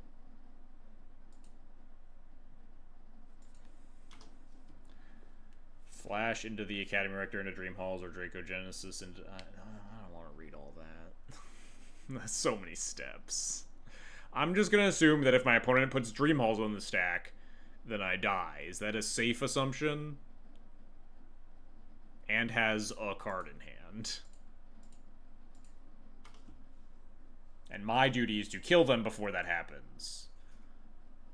Or put a sufficient number of roadblocks in play such that they can't get there. Yeah, I mean, if they have Flash Academy Rector on turn 2, then I pack up my cards and go next.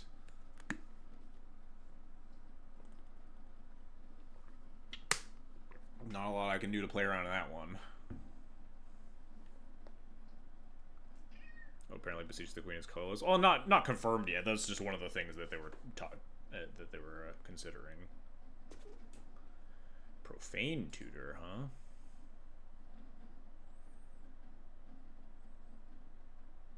I suppose this is probably just a slam Wintermoon turn, huh? Exile removal is really good against them. Just like Solitude Plow sort of thing. To remove... Yeah, but like that doesn't work on Flash, right? Doesn't Flash like kill it as part of the resolution if you don't pay the mana? I don't actually know how Flash works. Moon into Geddon seems exciting. That's more or less my plan, yeah.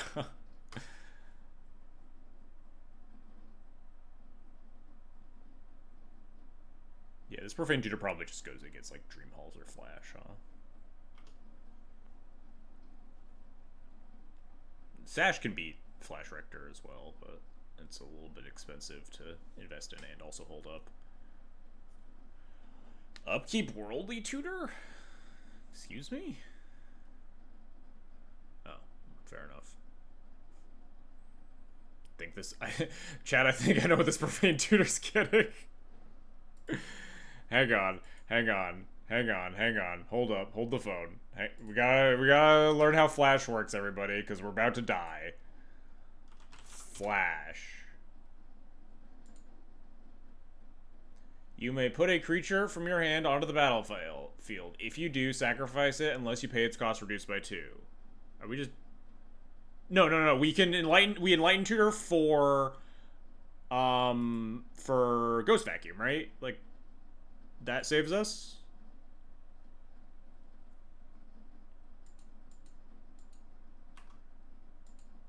Because otherwise they untap the Tundra, and then their Profane Tutor gets cast, and they tutor Flash, and then they Flash the Rector, go Dream Halls, and fucking kill me.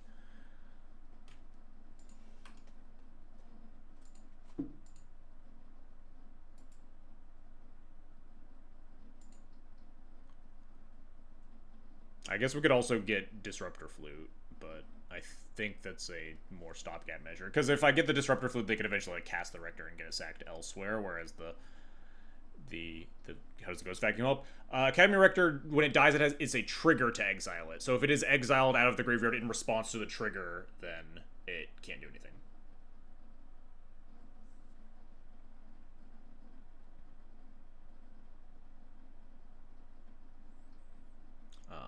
Anyway, I forget exactly what I was saying, but Vacuum better than Flute. Because if I just get Flute and I Flute Flash or whatever, then they can cast the Rector down the road and then sack it a different way and go get Dream Halls. And then we're just fucking dead. Unfortunately, we still don't have a thing in play, which we really want for the Geddon, but I guess we also don't have 4th land for the Geddon. We can also just never tap this Ghost Vacuum, because if my opponent does go get Flash, they can just Flash before I untap.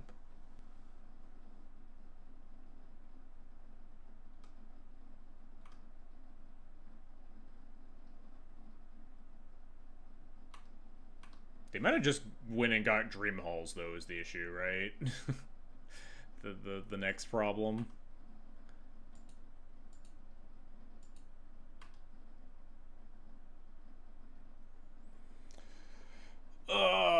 Two cards plus Profane Tutor plus Rector in hand. Of what a mana base shame if someone did something to it. I think that has to be the play though, but it's definitely not without cost. I'm pretty sure I'm much further ahead in the world where both of us lose 4 lands here. Rector isn't scary though, because we just got the suck machine. Yeah, no, I'm just saying that presumably after I put Ghost Vacuum into play, this Profane Tutor just went and found Dream Halls instead. So if they just have untapped land, we die. Because they can just pitch the Rector to cast the Tiamat. This Profane Tutor could then divert from getting Flash once we put the Ghost Vacuum in play.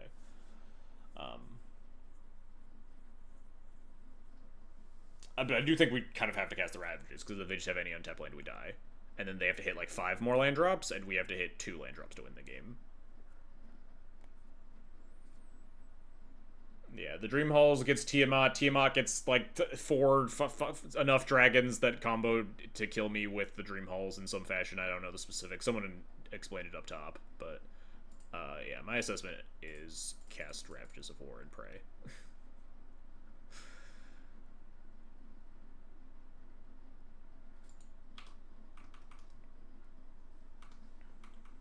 I would tell you to cast Geddon even if it wasn't the correct play.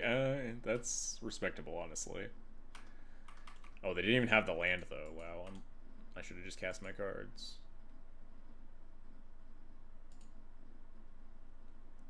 It's okay, there's 2 planes on the top of my deck. It's just that easy. I'll even accept non-planes land and cast my Glimmer Lens.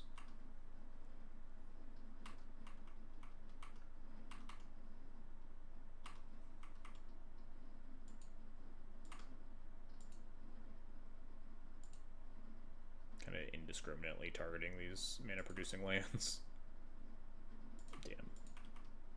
Post-Geddon Flagstones is a little bit trolling. Yeah, that is true. It would have been real fucking nice to have the Flagstones first, huh? Plow's not a bad one. I think, maybe. I guess the Rector's already kind of locked down. You got it, Chief.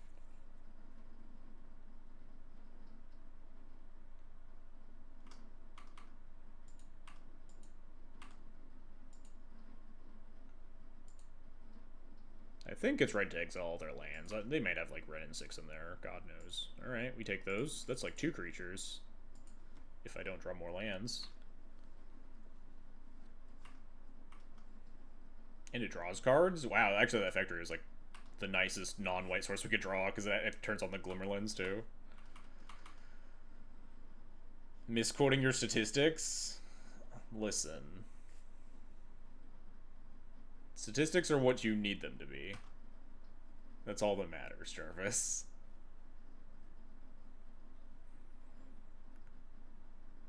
Sorcery Speed Sewers is interesting. Spoken like a true GOPer. Ouch.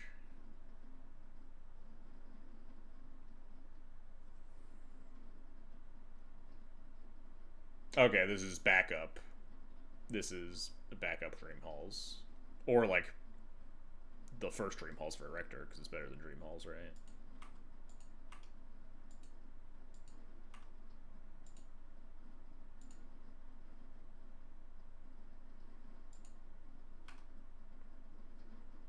Oh, right, no, this doesn't actually work. Because of my Winter Moon. So if I untap the factory, if I draw any land, I can draw my card. If I untap the white source, and I draw exactly white source, I can cast Cloud. But I'd almost rather attack with factory anyway, so drawing more cards. So we'll untap the factory. Hoisted by my own petard, indeed. No! It's fine. I was also I did briefly think about what happens if I draw a white 1-drop. Then it'll be pretty unlucky. What are the odds that I have to mana type the spell this turn, though? Like, pretty much 0%.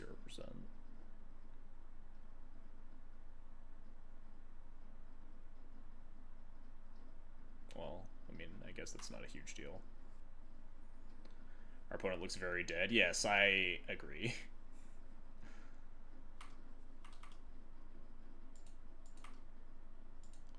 I'm just gonna keep exiling their lands. I don't know.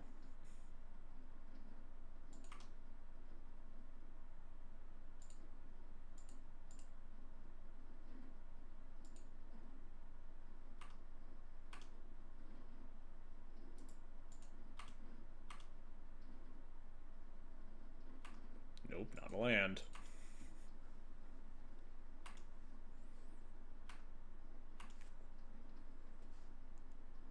Where them basic planes at? Real.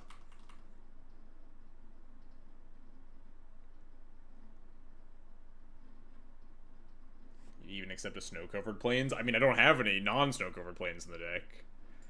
Alright, all according to plan. We sniffed it out. Mostly thanks to chat. I definitely would have got by flat. Maybe I wouldn't have. Maybe I would have, like, stopped and thought about it a little bit.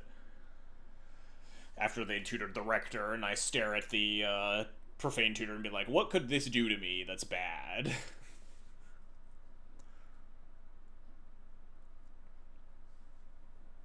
What is my opponent playing? Tiamat Dream Halls combo / Dracogenesis combo.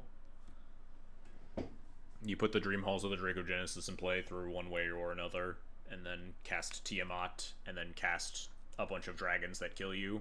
I don't know the exact configuration of them, but,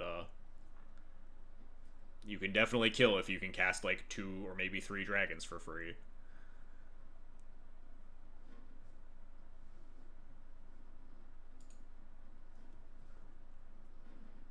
I think they just have, like, an ETB combo that kill, like, just Scourge of Valkis or some bullshit. I don't know. Maybe they have Karthus, Tyrant of Jund to, like, haste a bunch of dragons. Truly, no idea at all. Oh, you're thinking about Hogak for the hybrid, mana? What deck wants to play Hogak but can't? I would be curious to see. Like, what black or green deck that's not black and green? Because black plus green is, like, typically the graveyard color, right?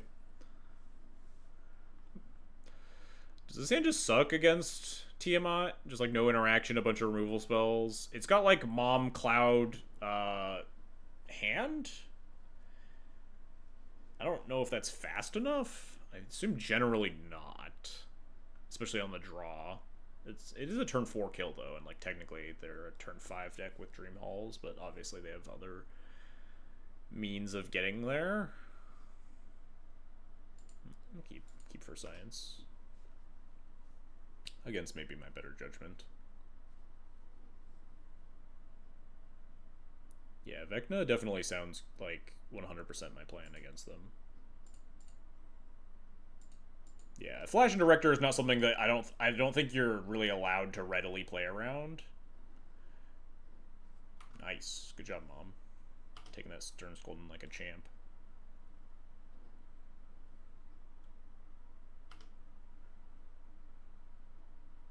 Yeah, I imagine it's probably similar to Atraxa, but like more combo oriented and less control oriented. No, I take it back. All right. They've got just like random value guys in there. I really wish I could just Skyclave this.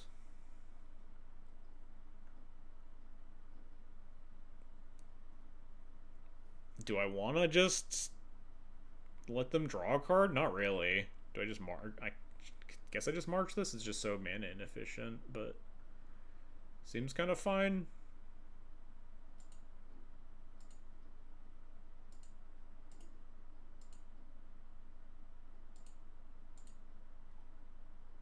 What the fuck does set X mean? Never seen that button in my life. Old bearded guy just yelled at my mom. That is pretty fucked up. This is maybe morphing into a Skull Clamp game. We're pretty dry on cards in hand, and my opponent has just put a Death Touch blocker into play.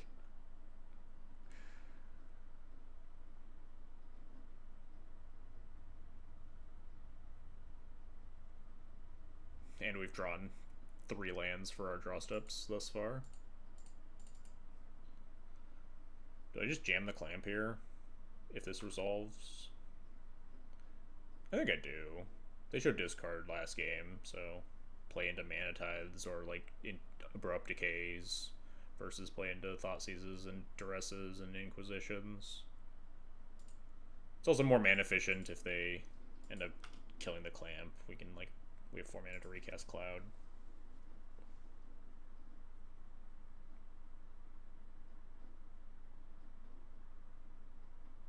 If they just like have a bolt or a plow here or whatever,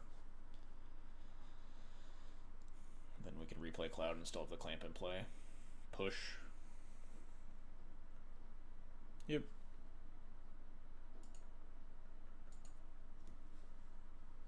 This game not looking the best for me, but I'm also like not regretting keeping my hand based on the cards that we've seen that we just absolutely didn't see any of in game 1.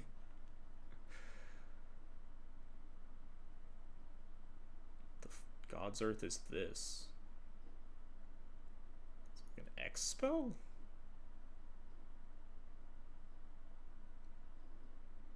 Oh, sure. I guess they are just like more value stuff than I expected. I expected them to be like a little bit more combo heavy.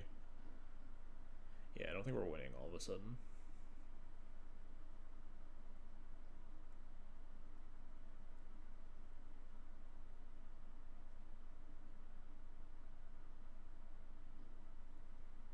But also definitely respecting my removal spells in hand a little bit more now. Manti, where were you last turn?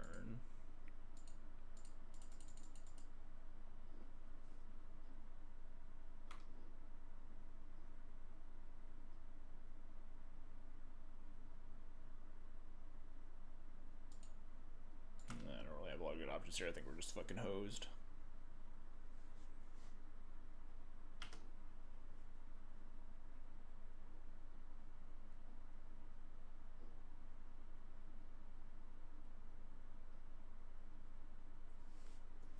I was definitely expecting like more of a combo slant and less of just like a bunch of like reasonable fair cards.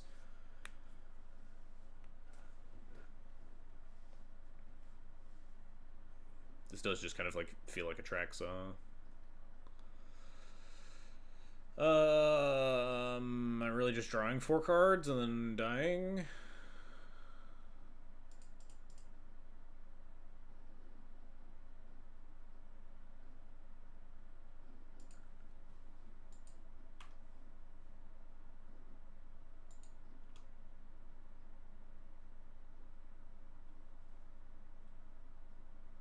Pierce Steel's nice.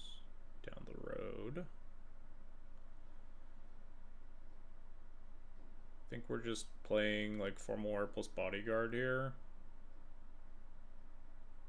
Don't think we're mana tithing a lot this game.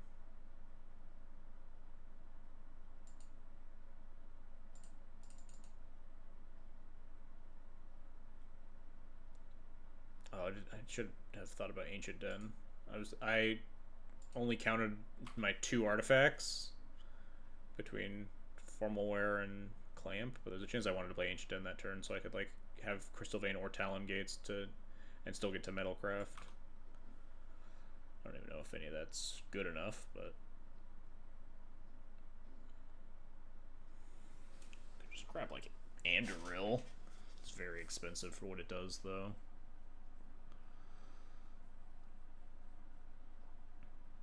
I guess we just grab Masterwork.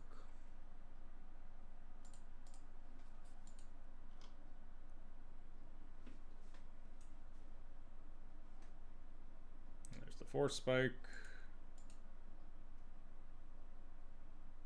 I should have played any land but the basic planes because I'm going to discard a land. And I'd rather have the flag zones in play in case I draw Geddon.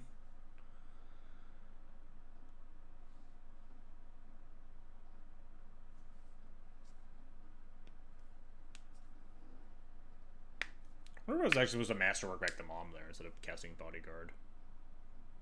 Guess it wouldn't have mattered. Would have gotten my better card Force Spiked anyway.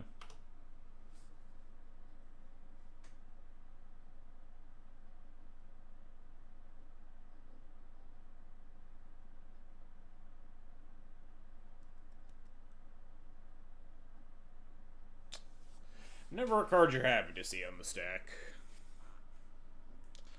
Next turn might be the turn I need to leave up this Mana Tithe, but I imagine it's not going to matter.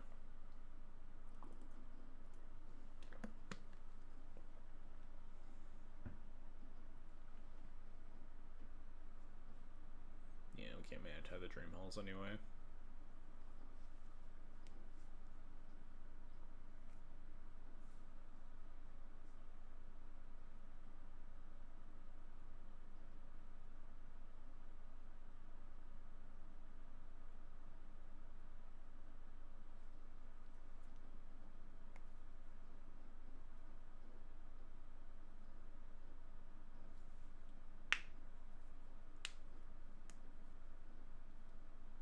Here, Oko. Yep. Hit the clamp.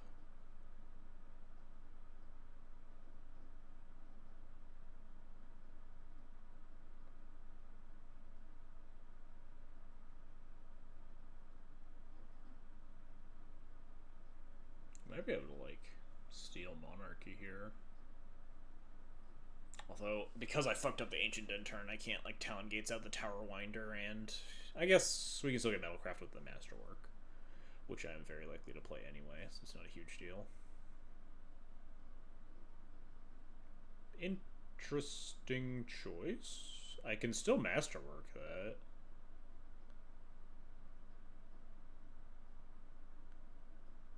Kind of a weird one.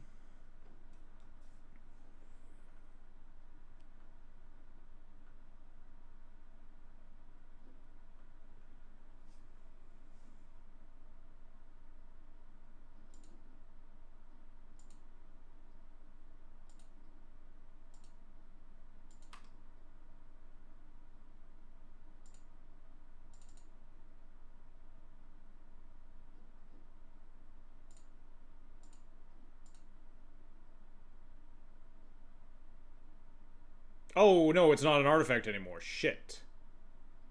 It's only a creature. I definitely thought it was like still an equipment for some reason. Whoopsie. Oh well, cantrip.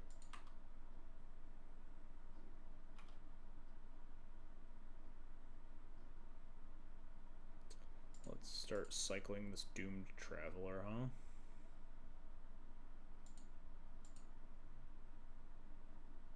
Oh, and I don't have fucking Metalcraft because it's not an artifact. Ah, wow, this is such a fucking horrible turn, huh? Wow, I'm such a fucking idiot. All because I didn't do the Ancient Den play last turn, though. Would have been like totally fine if I hadn't done it like that.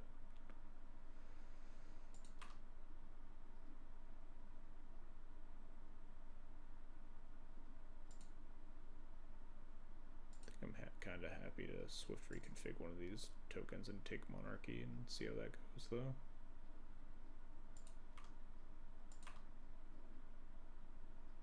I mean, I think we're just gonna... Oh, nope. Don't attack the Oko. Attack face.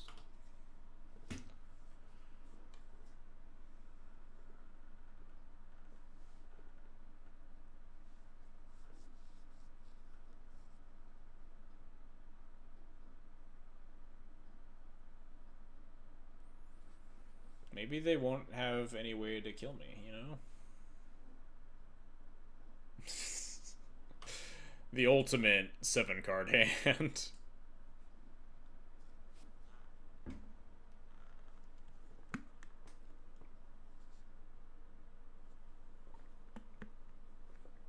the equation for Flash. Flash and Rector. Rector kill me. We'll let the fireworks go off. For chat's sake. And for my sake, honestly. We can see the thing. Enjoyable Oko experience. I mean, this is like pretty low stakes Oko experience. I just fucked up a bunch because I just completely didn't read my cards.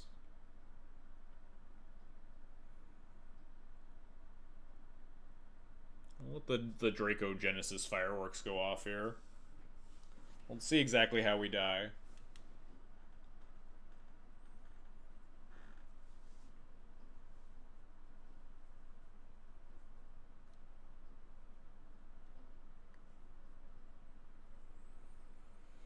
Notably, Cathar Commando's another, like, interaction piece here that we would be keen on keeping, right? They do get a team out and play, which is not the best.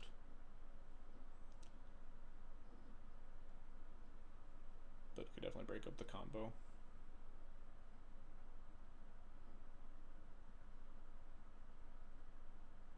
My brain just had the horrible image of turn 1 Tamio, turn 2 attack, brainstorm flip, thought CSU, turn 3 Oko Elk, the clue token. Oh no. Okay, here we go. So they have Dragonlord Dramoka so that the opponent can't fuck with you during your thing. And then they have Terror. Okay, so it's Terror of the Peaks, and then you just cast a bunch of bullshit, and then Stormscale Scion. Okay, that's the lethal. Sure.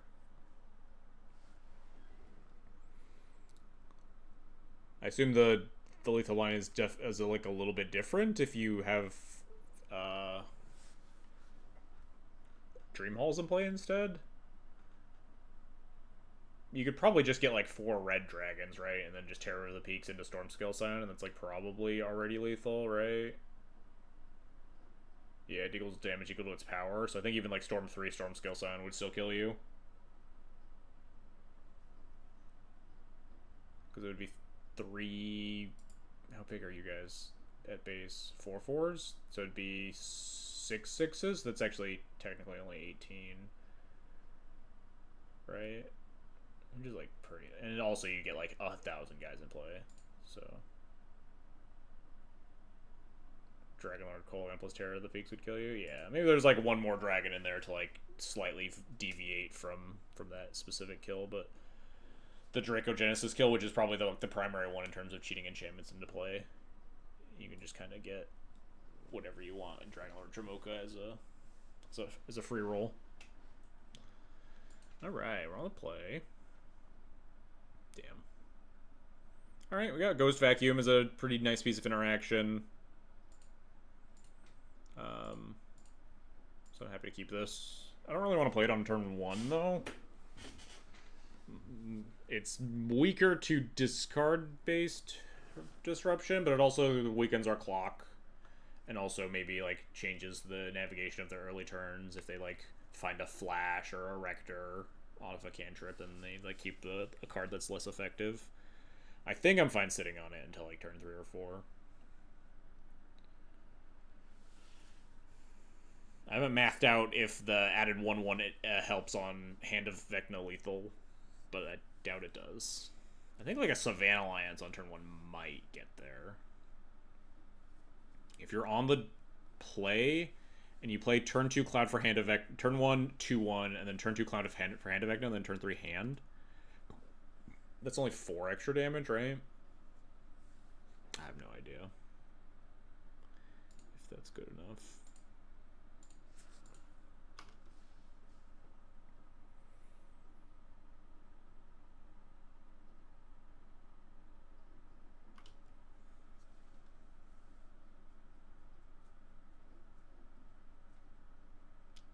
I think on the draw that might work. I think on the play I might be a card short to deal. They would be at 16 from the 2/1. So you would need actual 7 cards in hand, right? Which is impossible. Because 7 cards in hand plus Cloud is 16. Okay, I don't think there's actually a way to turn 3 without like Gemstone Caverns turn 1 Cloud.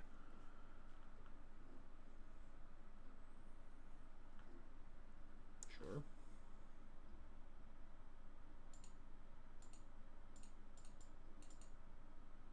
Hey, big cuddle monster. Good to see you.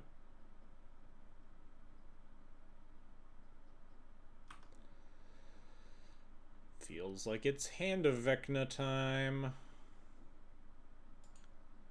We also have stuff like Formalware, so... And also just like other potential threats, so it's not the end of the world if they just have like the turn 2 removal spell for Cloud or whatever. And we definitely are the aggressor in this game.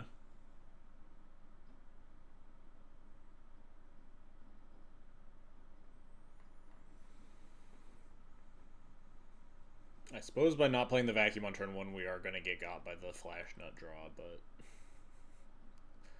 I don't know if you're ever like supposed to like play around the flash nut draw at the cost of your own game plan. Like this way, the Hunted Witness is in play and attacking, and if the Cloud gets answered on turn 3, the Hunted Witness can continue to attack, whereas if I play turn 1 Ghost Vacuum into turn 2 Cloud into turn 3 hand, and then they kill the Cloud, then we just have no clock for turn 4. Rather than being able to put the hand on the Hunted Witness to continue clocking.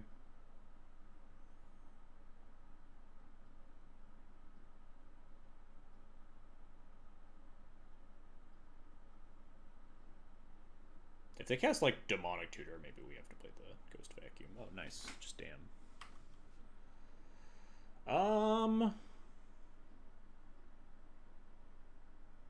So we could leave Cloud in the in graveyard. The question is if I Formal or just Hand Effect. No, we would draw to 7 cards, land to 6 cards, hand to 5 cards.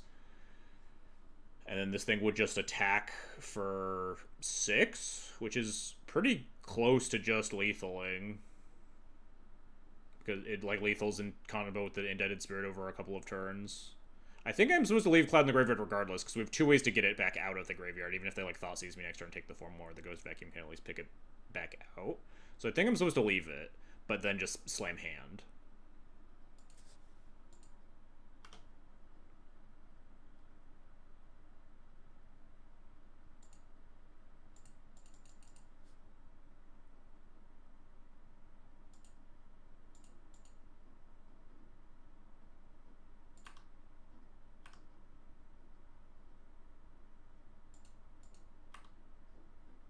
It's 11-13, you're only 1-1. We started the stream late. Also, like, finishing up round 3 at like 10-15 is like pretty good.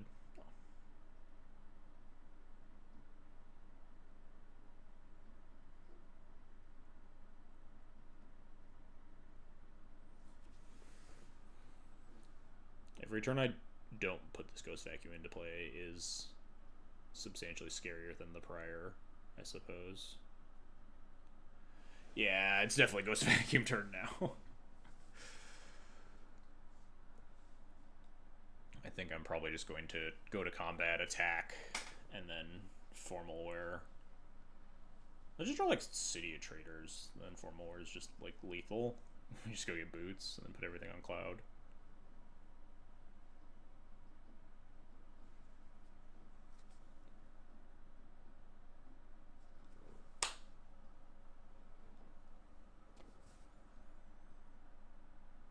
Someone out there's got my back. Wait, is this actually lethal? I didn't 100% count it, but I think it is, right? We would end up with 4 cards in hand. 10. Wait, it's actually only 12, right? Wait, fuck. Wait, fuck. Am I putting them to 1? Oh, no, because the Formal is plus 2, right? 4, 5, plus 8, plus 9, plus 1. Yeah. Okay, we're 1 over.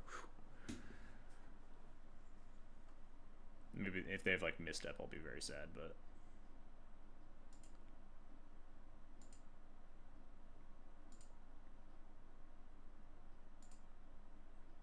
I guess I don't need to sack. I'm always gonna... If they counter this, then I don't sack it, I guess. If they have, like, Force of Negation, then I just cast the Ghost Vacuum.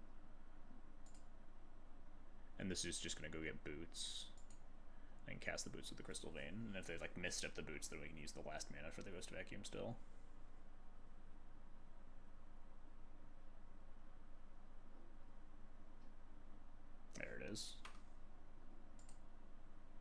Oh, nope, don't cast it. Go to combat first. The extra point of damage.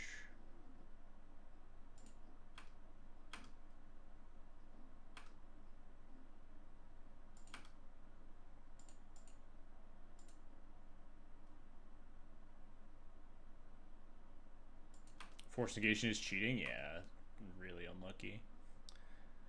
Kind of fucked up with them, if you ask me.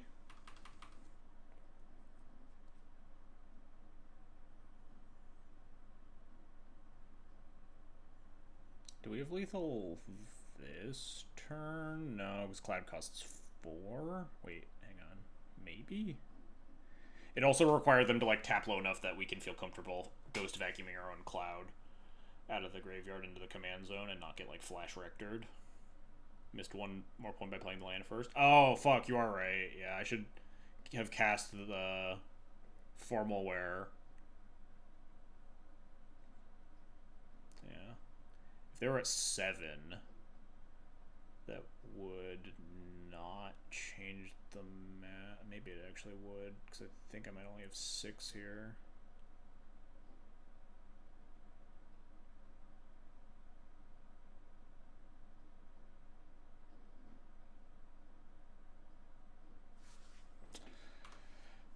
And they're not tapping, though.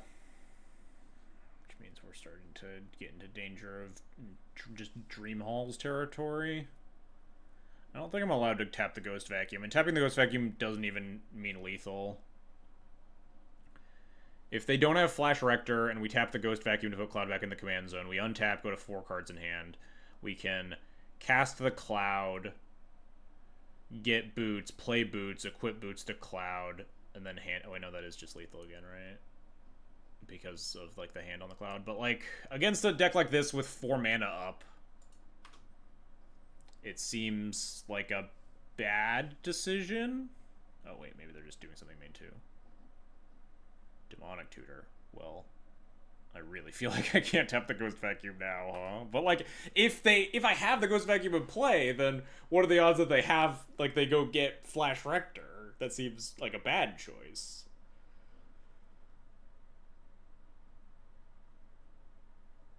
Come on, just cast something.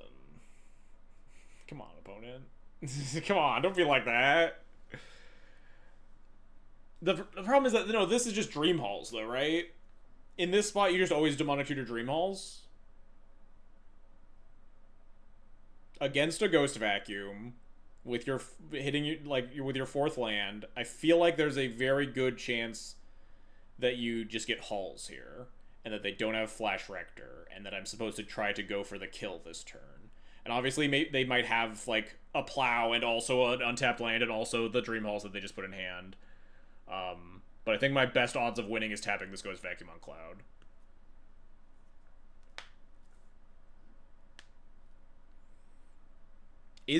Let me double check that that is in fact lethal, and I'm not like missing a point of damage or something. We will draw to 4 cards. We will play a land down to 3 cards in hand. We will cast Cloud from the command zone, sacking the Crystal Vein. Oh, though we don't need to do that. We can just tap all the other lands. Go get the Boots, sack Crystal Vein to play the Boots, equip the Boots to Cloud with the last mana. Cloud is a 3/1. We'll have 3 cards in hand, put Hand of Vecna on Cloud. That is a 3/1. He'll get +6/+6. It'll be 9 damage, which is plenty. Okay. So yeah, we gotta tap here. There's also a chance that, like, even if they, like, Flash Rector, Draco Genesis, or whatever, that they can't do anything on end step. If I'm just presenting lethal. I mean... Not gonna not try to kill them, I suppose. I guess if they counter Cloud, I'd rather sack Crystal Vein here, right? And then attack them for 5. Not that it matters, because we'll probably just die to the Dream Halls, but...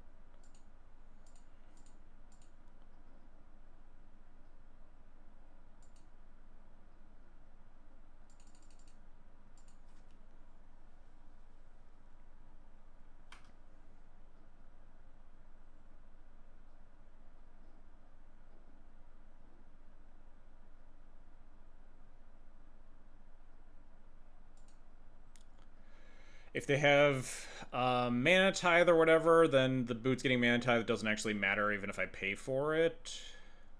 And they mana tithe the boots, I'd rather just keep the cards in hand for the Hunted Witness, so I don't play around mana tithe.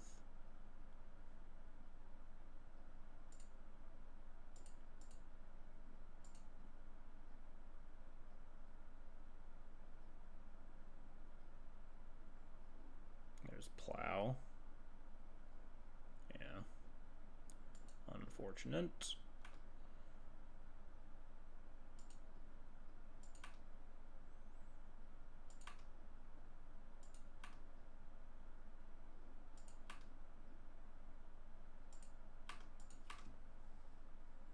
Hoping they'd forget about Double Ward. Yeah, but they also like want to fetch Surveil to maybe hit untapped land here. Just like want to do that every time anyway.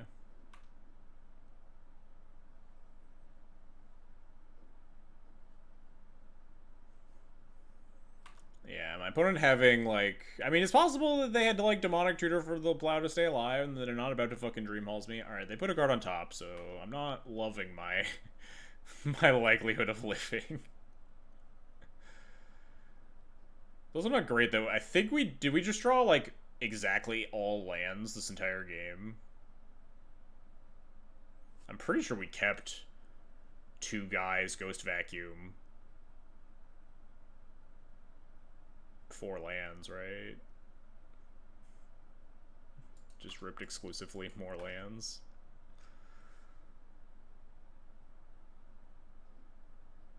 Damn. Yeah. Maybe their hand is all lands, and they can't Dream Halls for the TMI, you know? Damn. Well, I guess they haven't proven yet. They don't have a card in hand, it's fine. Their hand is, dang. Consult the star charts, huh? Ah, well, nevertheless. Oops, all lands a less exciting combo deck. Honestly, I think it'd be more exciting than the Oops all spells that we currently have. That deck just has a reasonable amount of lands for a combo deck. The Oops all spells novelty is definitely worn off when you just hit land drops regularly. I was weird to see the Dream Hall skill. Dang. We came really close. They had some really clutch points of interaction, like the Force of Negation when they were fully tapped out into the Plow there.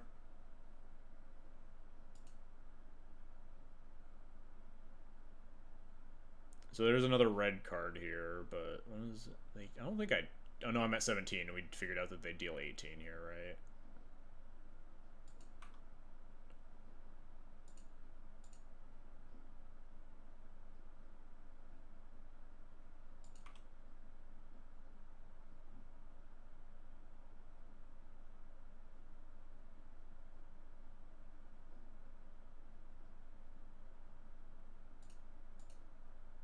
Oh wait, I crossed out the wrong one. Whoops. They still have Storm Scale Scion in hand. Oh, and they bounced the Tiamat and pitched the Tiamat. Okay, that's fun. Yeah. That's how this works. And then it also deals me 6. Okay, so this is like pretty deterministic, even with the Dream Halls and like the same configuration of cards. There's like 1 card different because the Dream Halls doesn't afford the Dragon Lord Jamoka protection, obviously. They just have like a random, reasonably castable red dragon. Dang. We tried our best. I think I navigated that game really well. We missed the 1 damage on like the land drop Crystal Vein turn, but like that was a really, really tight match. Tight game 3. Really like how that played out. It's very bizarre how completely differently all 3 games played out too. Like this game felt a lot like they just like didn't play anything to the board at all. If I had like my Skyclave March of Otherworldly Light hand, it would have been a lot worse. They didn't have like the Psychic Frog Oko 4th Eralingus stuff. But yeah, considering we drew exactly only lands and like nothing as far as our many points of interaction could have gone. Hey, MK Endress, thanks for the follow. Appreciated.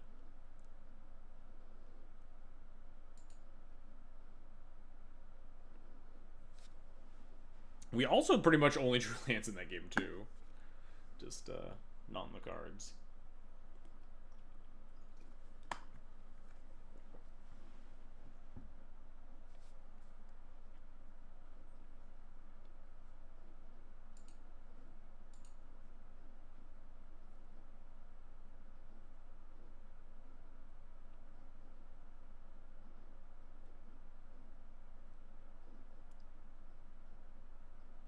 I'm praying next year that we can put Luris in Cloud. I would definitely be excited to try just straight up Luris companioned Cloud as well as just Luris in the main deck of Cloud.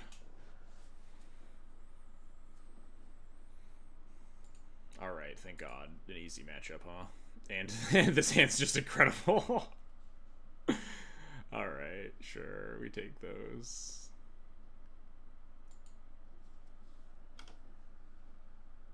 Do I just Static Prison this Kellen on one? Yeah, probably. They just like leave it under though and comes back on like turn 4, I guess. Kellen in the 0-4 bracket, yep. Yeah, I didn't want to say it, but I maybe thought about it.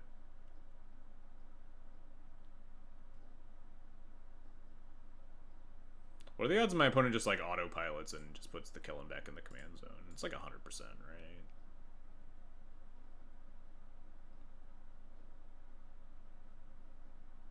I think it's fine. It's like gain 6, kind of. I guess I could have always plowed it and Static Prison into the next thing, I guess, but I don't know.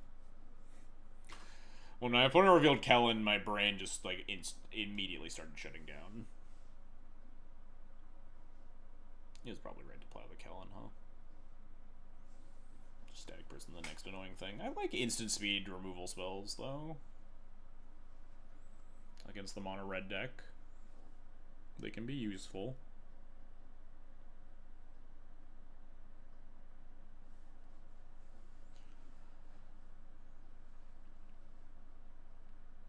Opponent's deep in the tank on whether or not they want to put Kellen back. I think the answer is just like a pretty confident no. Just get it back on turn 4.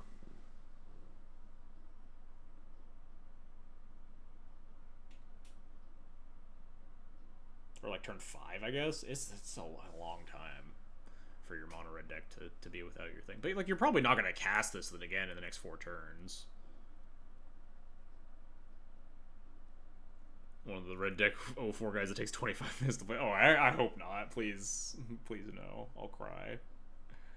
You're like, but like if you're like the people that just like quadruple cube or something, you just drop an 0-4, right? You don't. There's no reason to ever play out that 5th match.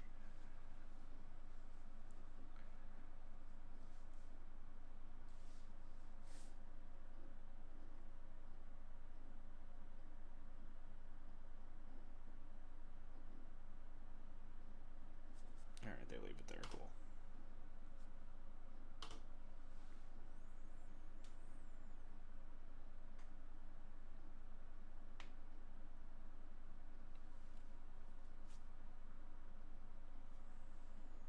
I wouldn't keep playing at 0-4. Yeah, if you were like trying to tune to see how a deck feels, you play it at the 0-4. But like, assuming that we associate the like 25-minute long mono red gamers with like the people that have 4 different Moto leagues open with the fastest decks possible and on like a bunch of different screens, that just doesn't equate to the same archetype of person.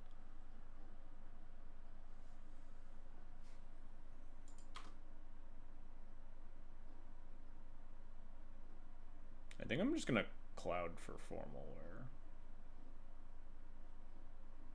Maybe not. We could like drum Doom Traveler, hold up Tithe and Plow.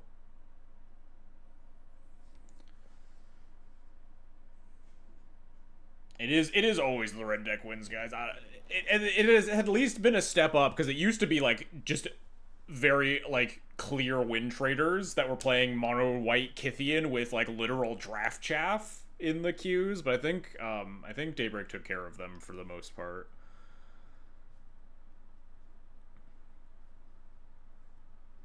The next rung up on the ladder above the um the I've already what did I just say the word for them? What are they called?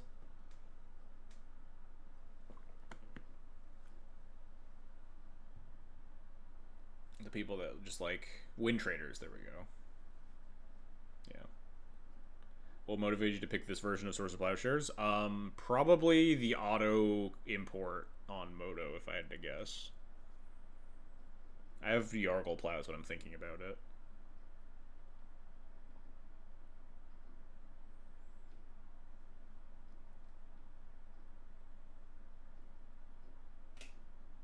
Well, while we're waiting here for our static prison trigger to resolve, let's resolve our Swords to Plowshares, huh? I don't get how doing this... The thing is, it's not about fun for the sweaty grinders. They're just looking for the EV. But, like, the EV means that you drop at 04 and then queue up the next league, right? This is why it doesn't make sense on why we're getting slow player in the 04 bracket. Yeah, I think this turn is just going to be Doom Traveler plus Spring Leaf Drum plus Hold Up Plow or Mana Tithe. Just get access to a shit ton of mana.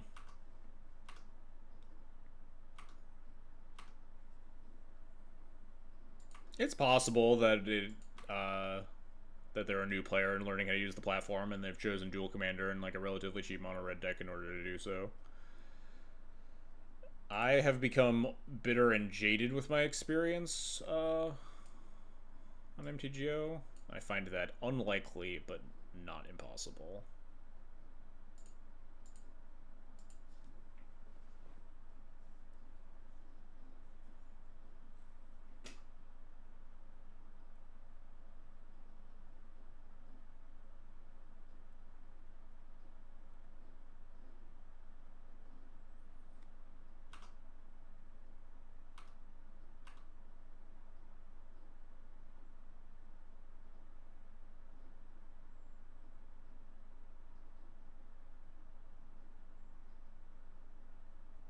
Attack.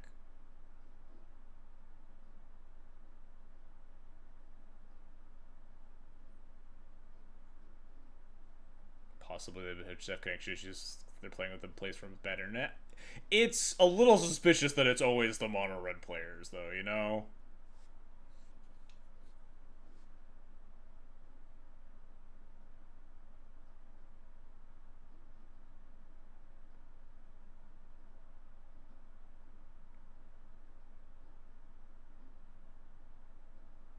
It is literally always them. I've had this experience with like actual 0 other decks. With just like weird pauses that don't make any sense in their own declare attacker's step. Or on my upkeep with my static prison trigger, or my main phase with the static prison trigger on the stack. It is always mono red players that do this. Leads me to believe that it is in fact a trend. What do grinders gain from higher elo? The payoff is just like it's net positive to like 3-2 enough leagues with mono red while you're also queuing like mono white initiative in vintage and something else that's really fast and easy to like F6 through all your turns and like oops all spells and legacy or whatever, Moonstompy legacy and like something in modern, I don't know. Man, I should have spent all that time thinking about whether or not I was going to cast this plow rather than bitching about my opponent playing slow, because now I get to pause here. I don't think I want to cast this plow. We're going to have 1, 2, 3, 4 mana next turn. I think I'm just going to cast Cloud, go get Jite. This doesn't even feel like it's a formal war game. I think I'm just going to go get Jite and go from there, which means I'm just going to continue to hold a mana up. I'll have the mana up for both Mana Tithe and Source of Plowshares. So I can just untap. Oh, Flare's a good one. Flare's a really nice one. Find it hard to believe because people consistently 3-2 with Kellen. Yeah, I don't know. Maybe they're out on like specific times of night and they are just like win traders, but trying to be a little bit more stealthy about it. After all of the mono white draft win traders got axed, but I definitely can't say that with any certainty.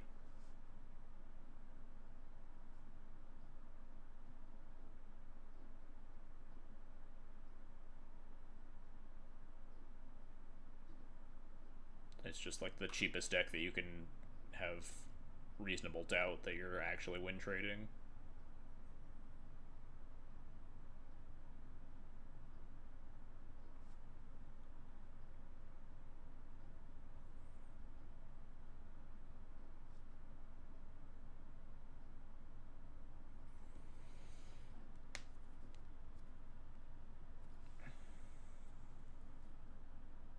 You don't think you ever see them during French waking hours? Yeah, it'd be interesting if they were just online at this like time of night here.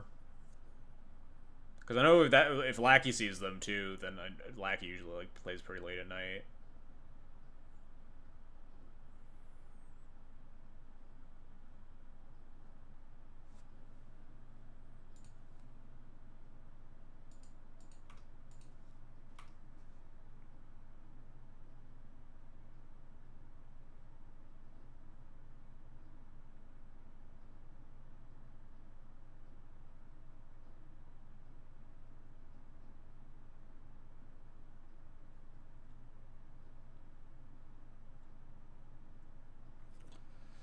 Makes for really good content.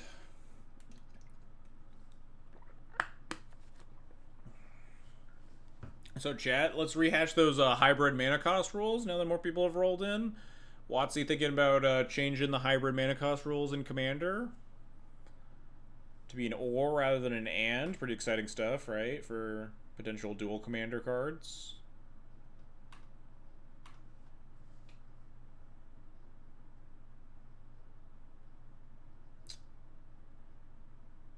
Protect this.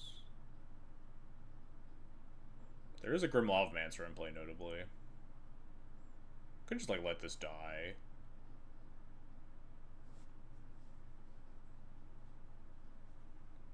Just 2 GD counter is probably still good enough. Yeah, fuck it.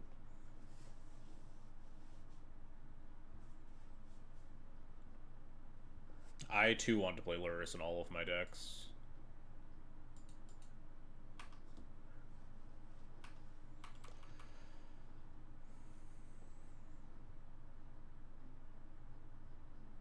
Intuition, Underworld Breach, Luris, Reanimate. It's like kind of an expensive combo. What on God's Earth is this? Can you play Luris' Companion? Yes, if your deck, including your commander, fulfills the companion restriction. Oh, this is like the 6/5 that attacks every other turn. Oh wait, no, I just have this Mana Tithe. Never mind. I was about to say I'm glad that I kept this Plow, but I'm instead just gonna fucking counter this. Didn't know you sideboard. EDH has like special rules for how companions work. I don't really know how it works. I think they just the rules committee just decided this works is how the companions went down, I believe, and then dual commander siphons off from base commander rules. So ergo, you have companion access in dual commander as well.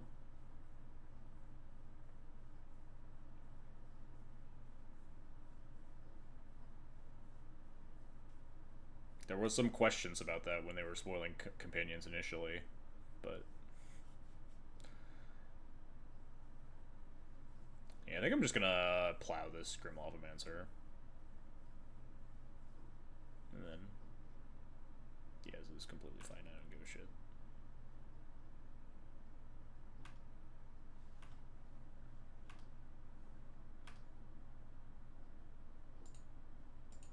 I just don't want to deal with this thing later. They have 2 cards in their yard now.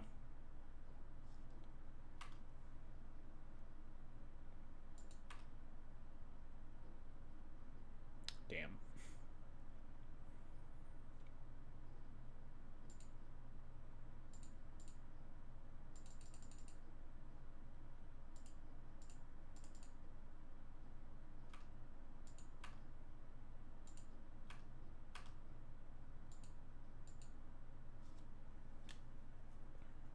You want to play Simic Growth Chamber in Azusa? Okay, that's not how the hybrid stuff works. Let's settle down. Shadow down the Shieldred? Yeah, Shadow down in like a Serac or Lier if you want it. You can play Shadow down in like fucking Aragorn and stuff, right? Blue is probably like a little bit prohibitive, but Sousa getting Beseech the Queen is interesting. 6 mana Demonic Tutor is a lot of mana. Would you not just be more interested in playing one of the many Green Sun Zenith variations at that point?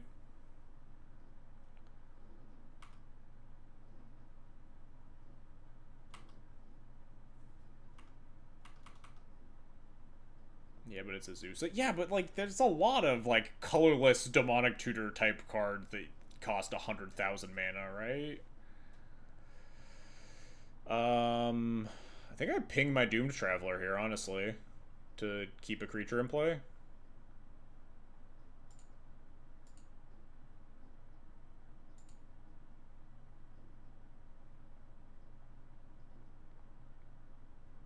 Azusa plays Urborg. Oh, that's kind of cute. Yeah.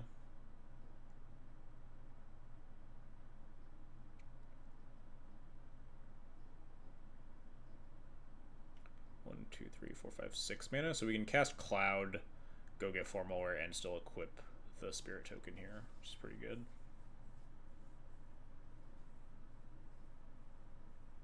We're just gonna ping our Doom Traveler and then ping the Kellen.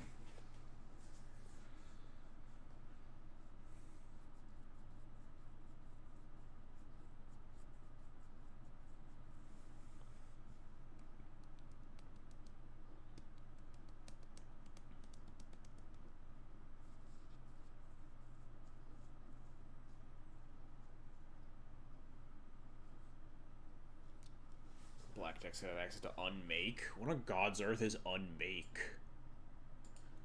Unmake. Black-white hybrid 3 times, exile target creature. Interesting. Is there a way to search for hybrid mana cards? Scryfall hybrid mana cards. I will just Google that, and then I get is hybrid. Something to do during our very long mono red match. Let's look at some cool hybrid cards, huh? Oh, damn it, of course. But it immediately comes back.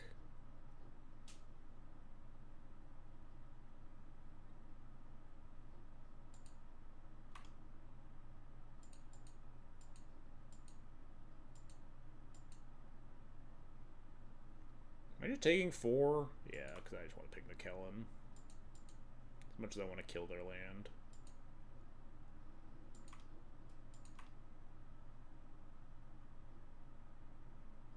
We're at 14. They have 1 card in hand, and we have an active GT. Problem is that you can't really report people for slow play, Blinky Mans. Like, you have chess clocks. As long if my opponent is, like... My opponent's well within their right to use their whole clock. You can't really report people for slow play online. If slow play gets tied into potential, like, win trading, where they play slow on purpose to keep the queues clogged up for their buddies, which is something that win traders are known to do, then things get more serious, but it's hard to prove win trading.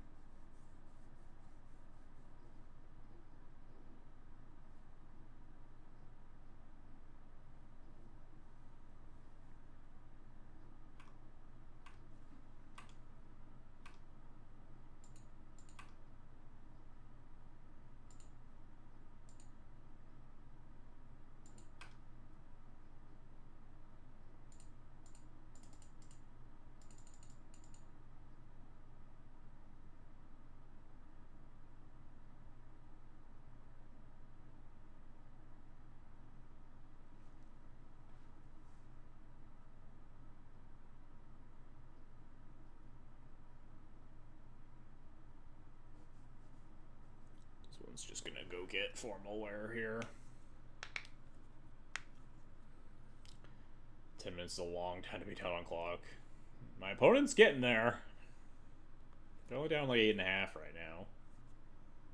And they're severely behind in game 1.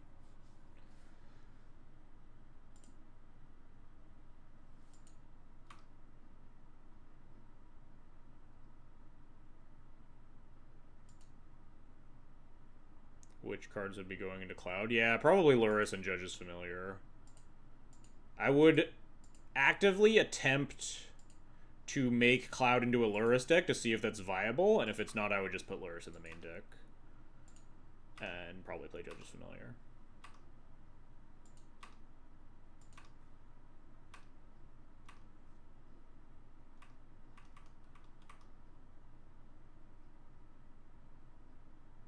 Yeah, floor of like good card, like cheap flyer that picks up equipment, messes with combo decks, can like interact with like like the million mana leaks out of the burn deck, or not burn decks, the like the Aragorn decks and stuff. So if you like curve Judge's Familiar into Cloud and stuff, you can chew through removal or counters a little bit better. Okay, this is like a tiny bit scary, but not that bad because they have no cards in hand.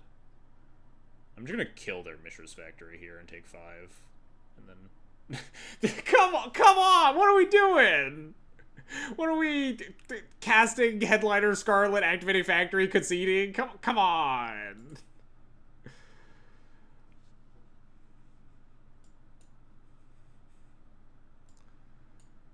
Take as many game actions as possible. Die.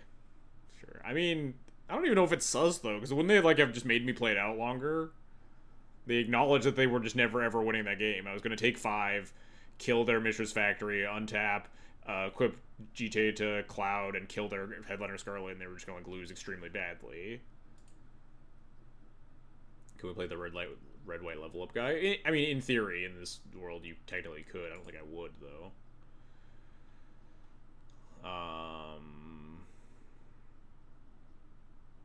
Was this bad? Actually, Dreamrender maybe goes in some decks.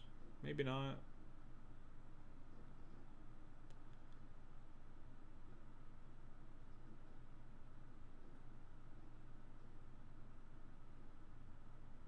Do you play this in Tifa? I don't know if it actually plays enough creatures to ever conspire reasonably. Probably not.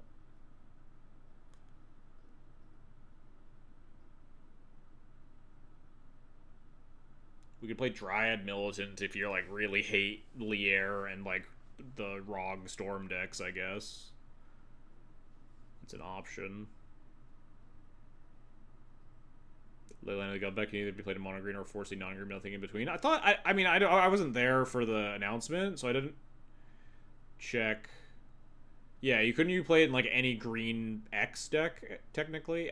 That they were considering that the slash. I guess Leyline of the Guild Pact is a little bit weird in that case, but no, the /2 they were considering using as colorless. But I suppose Leyline of the Guild Pact is pretty cut and dry, playable in any green deck. Up to 5, from mono green, ranging from mono green all the way up to 5 color.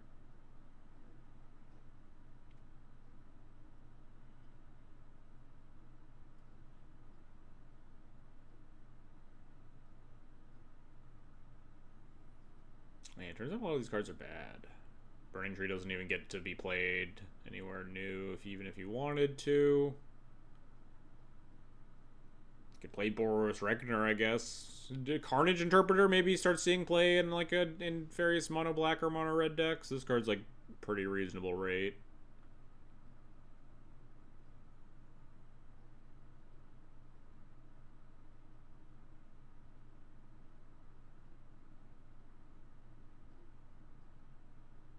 Yeah, you can just play Carnage in like mono red. Cloud of the Dominus just as bad if it's not going on blue-red creatures. Probably not. I don't think Cold-Eyed Selkie is ever playable in 2025. Hybrid cards suck. Yeah, kind of. Hybrid cards are actually kind of just awful. Is there a Birthing Pod-esque deck that wants a red cap? Maybe. I think most of those would just be Jund, though, already. We'll keep this. It's a little weak, but it's got turn 1 removal spell into turn 2 Cloud. I mean, we're lacking on lands kind of a lot, but we're on the draw and we have the removal spell. It's fine. We got more time to churn through hybrid cards. You can play Hogak and Black-White. Yeah, the problem is that like Hogak's at its best in a green-black deck, because those are like the most graveyard-centric. It would be interesting to see if Hogak can show up in a deck that's green or black and not both. Servo Sahili? Yeah, maybe. Like a...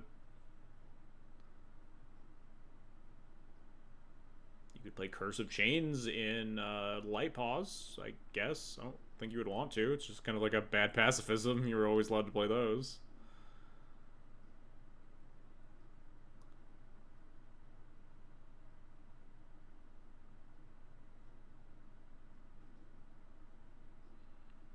Interesting to see that the Lore and Eclipse cards also like don't do anything with this hybrid change if it happens, because their text box has the like the specific callouts here.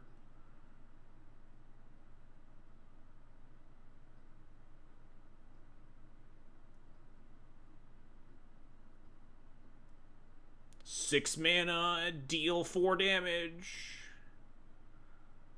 Sun and Moon and Light Pause. Does Sun and Moon do anything in Light Pause specifically? Lets you like get back your best auras, I guess, but yeah, I think this change would be like largely whatever. You play Dovin. Probably don't want to play Dovin in any mono white decks, but you could.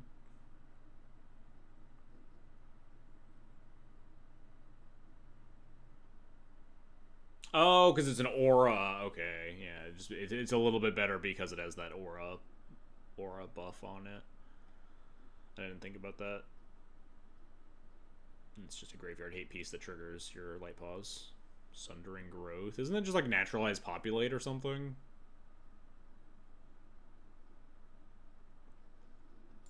Doesn't seem particularly exciting.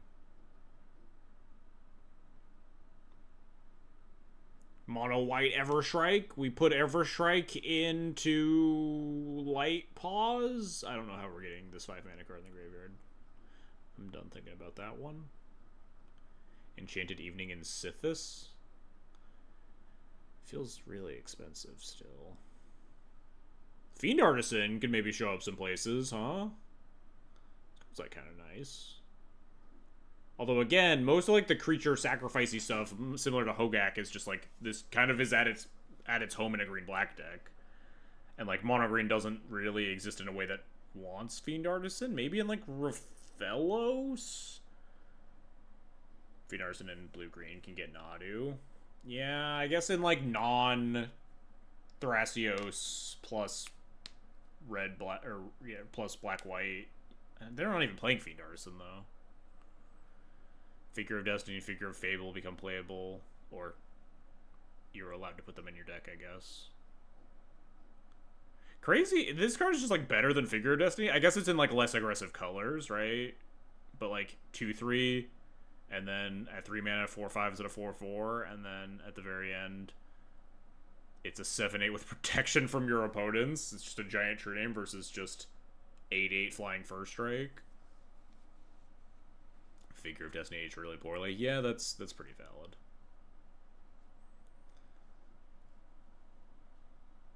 My opponent has spent 4 minutes resolving turn 1 Mountain Kellen.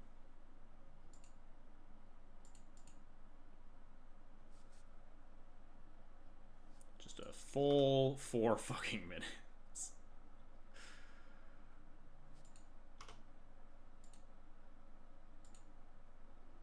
Just do literally anything else. Pass? Wow. Turn 2 just land to go. Alright, we take those. What we really take is drawing a fucking land, but whatever. I think my cloud's not long for this world. I'm going to go get pre-war form more. We already have Masterwork in hand, so it's even better. And like our hand's really mana choked, so G2 would be pretty slow. Don't really care if they killed my cloud or whatever. Oh. That's kind of whatever. That was your best choice of Shatter? I didn't even notice that they left the Kellen underneath, but I feel like Shatters against Cloud, there's a lot better targets than getting your 2/1 back for 2 mana, but okay. This game's not going to go well for me if we don't hit land drops.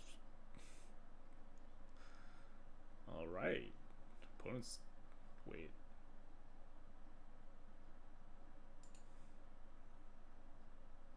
Opponents trying to hit their 3rd land drop with their Kellen?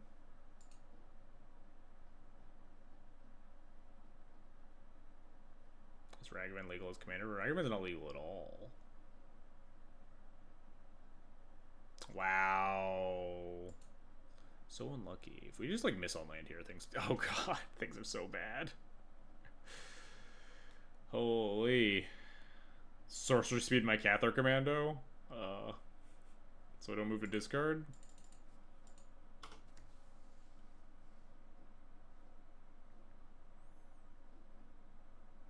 Nice fucking Skrelv can't block, huh?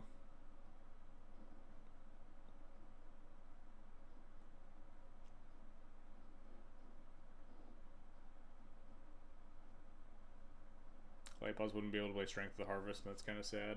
Is that the green-white MDFC? Oh, my opponent has decided to step away from their keyboard. Back to the list. 6 mana, deal 4 again. Bro, what the fuck is this card? I've never seen this card in my life. Return a card at random from your graveyard to your hand, then reorder your graveyard as you choose is crazy.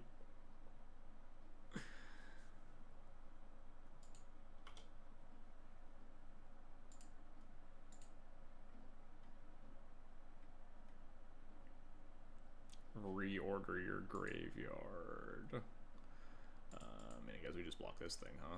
Don't really want them drawing in a card. They can recast it, obviously, but... Oh, right, and then it gets double strike.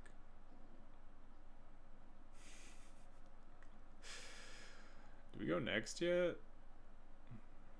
Pretty close. Just like chump blocking this? God, I don't want to play more of this match if I don't have to.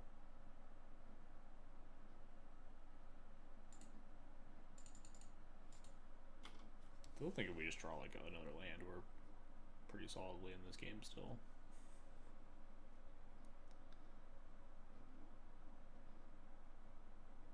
Like, gotta put a bunch of shit in front of the Kellen for a few turns, but then we like, do we draw a land, do we play the Formula, bring back the Cloud, get like GTA or whatever, block, next turn, Formula back the Cloud. Most of the hybrid cards just suck ass, yeah. Fulminator Mage maybe starts showing up in mono red or mono black deck. Not like a huge gain. Both of those decks could already Stone Rain stuff.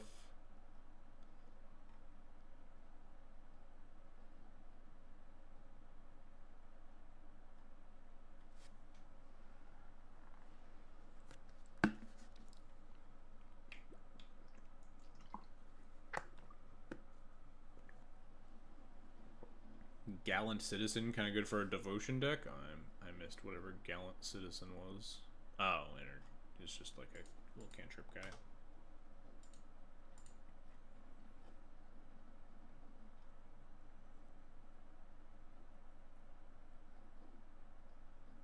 Guttural Response probably starts seeing some play.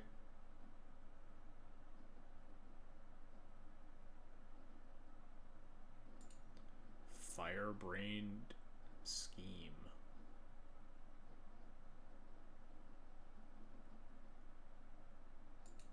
Damn, we getting pretty cooked, huh?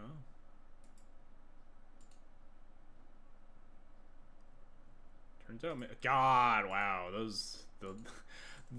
we were either getting a lot of lands or no lands in all the games tonight, huh? Just some pretty wild variance games. Oh well, we'll just win game 3, it's fine. After waiting another 3 minutes here. Inside boarding. More time to look at all these terrible fucking hybrid cards. Hogak, we've talked about.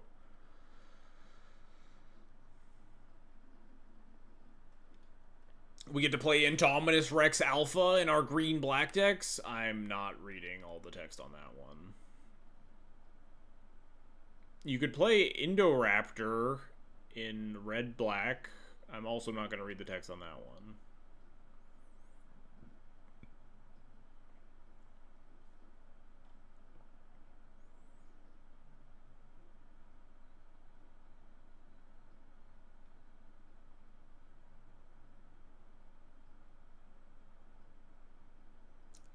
There's my boy Judge's Familiar.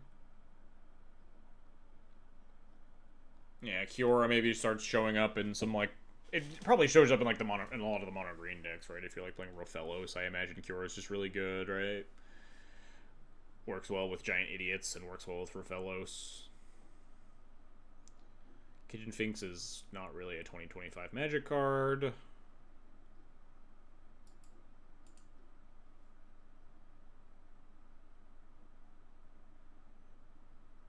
we're gonna... Yeah, I mean, you probably put it in like a blue artifact deck too, right? It works in like the Lady Octopus, whatever. Untapping either her or some of the artifacts that have cool tap effects.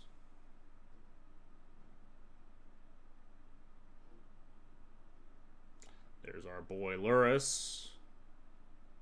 When I first got into Magic, Kitchen Finks was so good. Yeah, fucking Kitchen Finks in like your Jund sideboards for the burn matchup and the Jund mirror, because it was a fucking 3-2 that ate a removal spell and turned into a 2-1. It was incredible. Hear me out. That can only mean good things. Longfeng in Sephiroth or Yawgmoth? Oh, you're talking about this as like a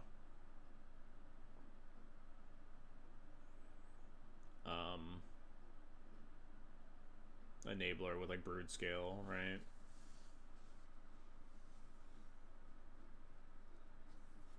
Would make sense in Yawgmoth. I don't know how much sense Yawgmoth would make just in general, but it's a way it would combo with like Yawgmoth plus Persist Goblin, right? And you also get a second Persist Goblin for Yawgmoth, right? Because now you play Murderous Redcap in the deck too. Wait, it actually like doesn't go infinite though, because it triggers when the thing dies. So you couldn't put the counter on it yet. You'd have to let it come back and then sack a different thing to remove the counter. So it's like not actually ever infinite. It's just high synergy. Alright, keep.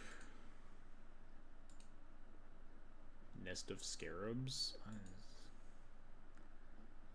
don't know what all these cards do, my man. Let my opponent look at their opening up for another 4 minutes. Holy shit. They actually took a game action? Like under 30 seconds? That's crazy. Are they gonna like cast Kellen at a reasonable pace? Oh, not even casting Kellen! This is incredible. I think we just cloud for 4 more here. We're in blocking duty.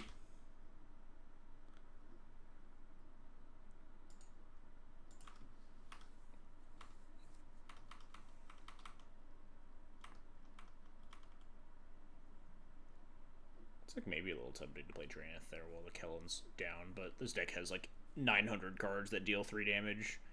Dranath wouldn't be that long for this world if they didn't want it to be. The cloud just like blocks the Zergo better.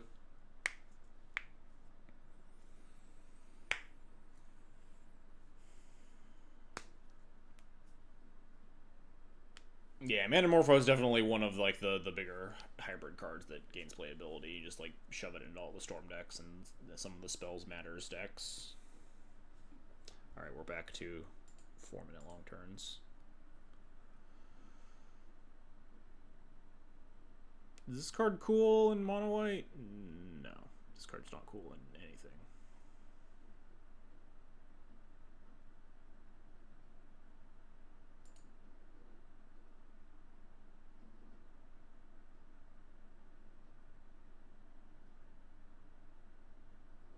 Play Mercy Killing in mono white. Mono white sacrifice effect? It's really bad.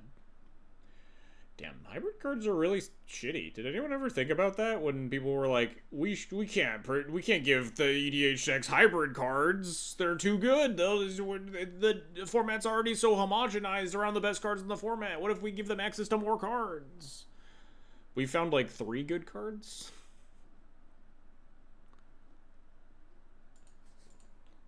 My opponent is Rite of Flaming again. Kind of an incredibly fucking terrifying card. If I'm being honest. What if they just like pay? Just Rite of Flame, pay for the Esper Sentinel. 2 mana, make 2 mana. Come on!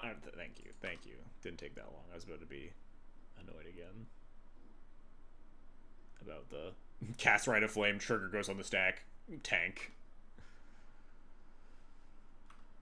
It's gonna end with like 2 mana removal spell on Cloud plus attack. Nope, it's just Kellen.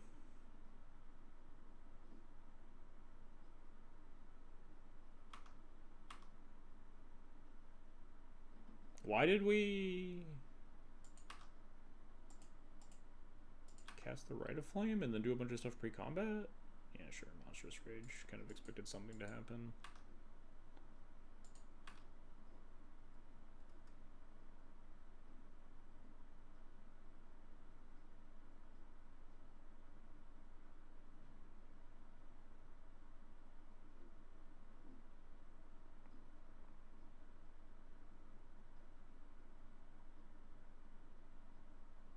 Just assign the trample damage, please, God.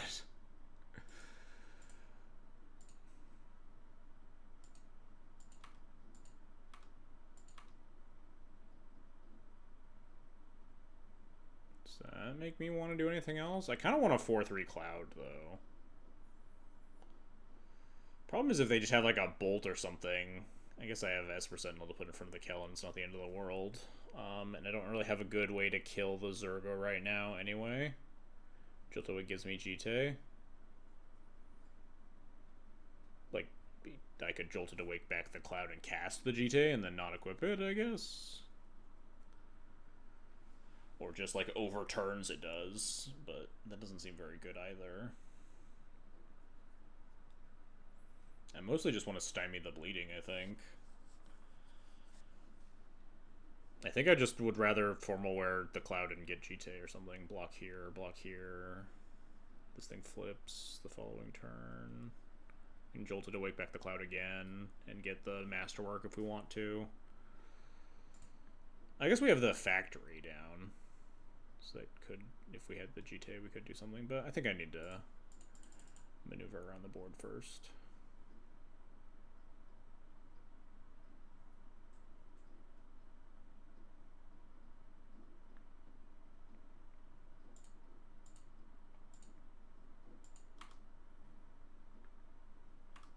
This is going to go in GT, because I don't know if the Masterwork will be good or not.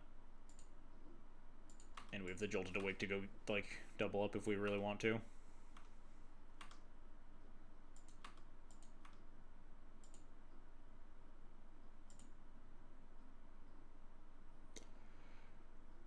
What does this card do? When it taps...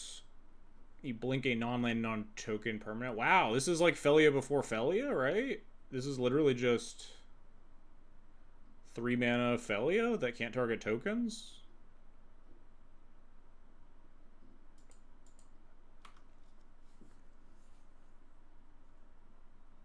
Which deck is better, Zergo or Isamaru? Probably Zergo / Kellen.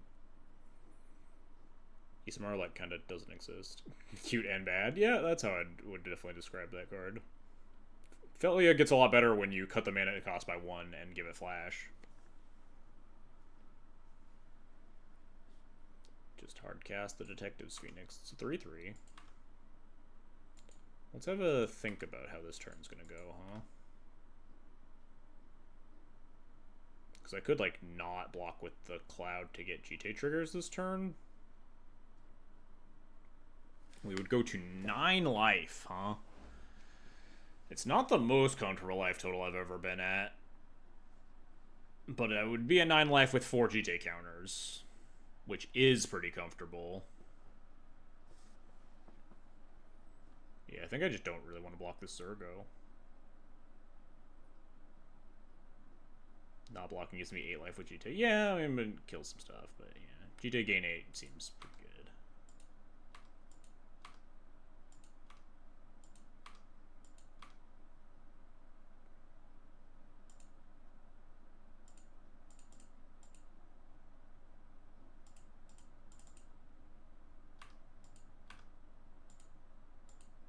It also has Vigilance, so like that Zergo can't attack anymore.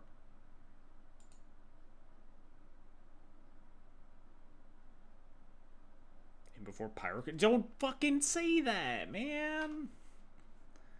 It's just that easy. They didn't have it.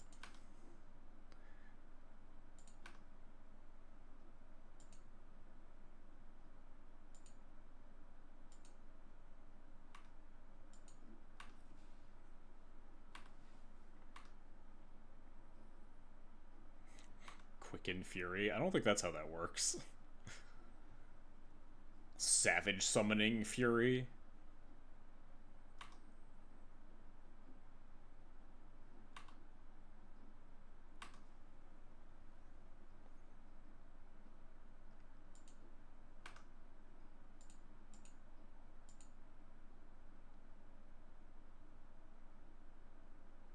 Kind of just want to block this factory and like ping the etching and take 6 with 2 counters, then getting 4 more if the factory dies.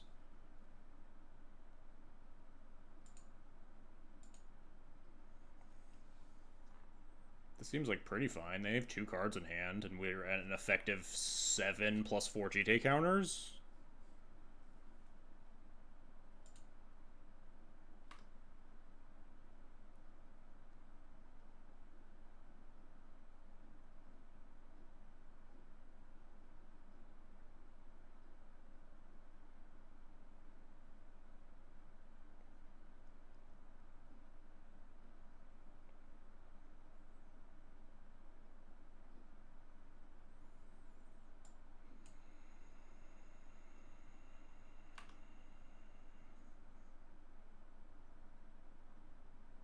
So I could just kill the Zergo instead with 3 GJ counters, take 7, and then we're still fine unless we did... Wait, hang on. We could lose to Fire Blast in that case? Is there a way that we don't lose to Fire Blast ever? I guess we could not ping and just gain life. If we just gain 8 here, go to 17, they're dealing me 10, 11, 12. We go to 5, and then we're fine. That plays around last card Pyro, or the last card Fire Blast. Just do the triggers separately. Oh, like don't gain them all at the same time, sure. This is just, yeah, because this is like reducing 5 damage with 3 counters versus I would gain the extra life. I would gain the 6th life here with 3 counters, and I just don't really care about this other stuff. Just don't let me double check my math here. This is 10, 11, 12, and I have 8 plus 9 is 17. 17 minus 12 is 5. They have 1 card in hand and are totally tapped out, so we're just totally safe.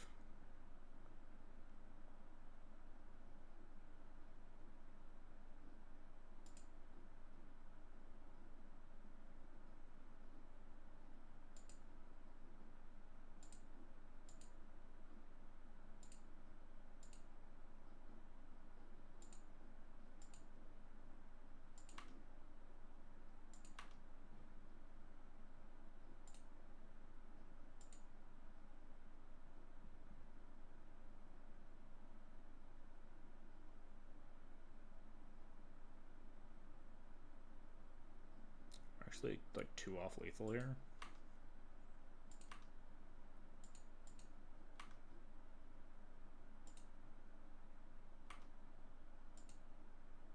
Can we Armageddon? No, that's kind of what I was thinking about. Okay, they gave up. We did it! We're free!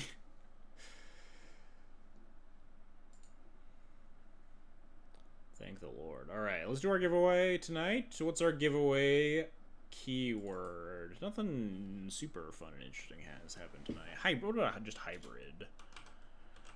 A lot of chatting about hybrid cards. Exclamation point giveaway. Not yet. Don't type hybrid yet. Chill. I haven't done the giveaway. Hybrid. Stop it. There you go. Now do it. Type hybrid in the chat now. To get your chance at 120 play points, courtesy of Day Rate Games. I'm going to run to the bathroom real quick, and we will start our final match.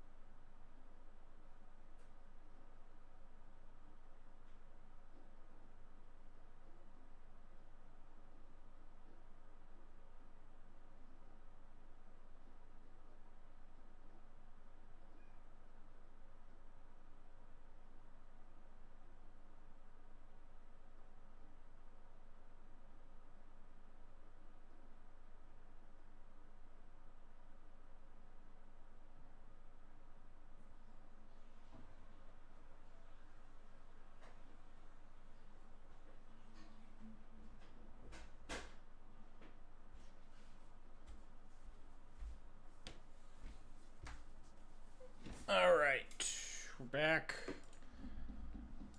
Time for the last match of the night. I guess we're making like pretty regular time. It's like 11:18, but we started pretty late too. We were what at Mist Meadow Vanisher? Oh yeah, please no 20-hour mono red match again.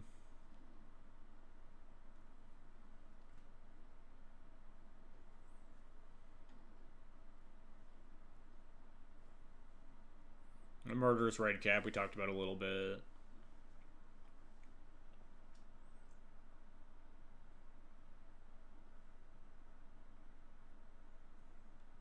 Nature's Chant, just in case you wanted the 17th disenchant / naturalize effect in your deck. You could put Reaper King in any... Yeah, theoretically, you could put Reaper King in any deck if you wanted to.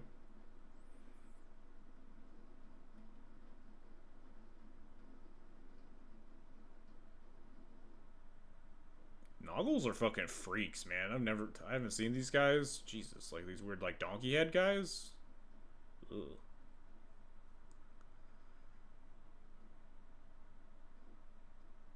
Batwing Broom. Like the classic Splinter Twin tech that wasn't really Splinter Twin tech.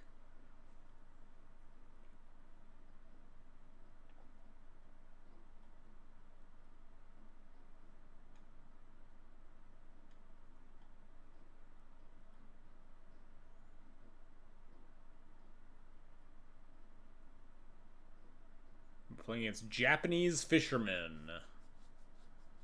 Surus Spider. Wait, which one used Surus? Naya or not Naya Band. So I assume this is just an Adu deck. I have been conditioned to just always see band colors and be like, oh, this is just gonna be a Nadu deck. Keep pitch.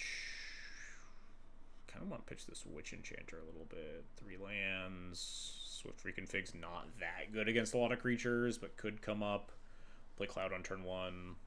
Go get GT. Play like Voice Nesting Bot.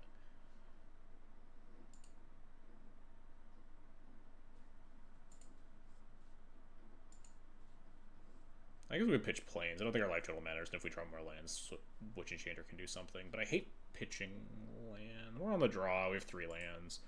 But by pitching land, it means I will never, ever draw a land for the rest of the game. Does not seem advisable for me to Swift Reconfiguration that Delighted Halfling.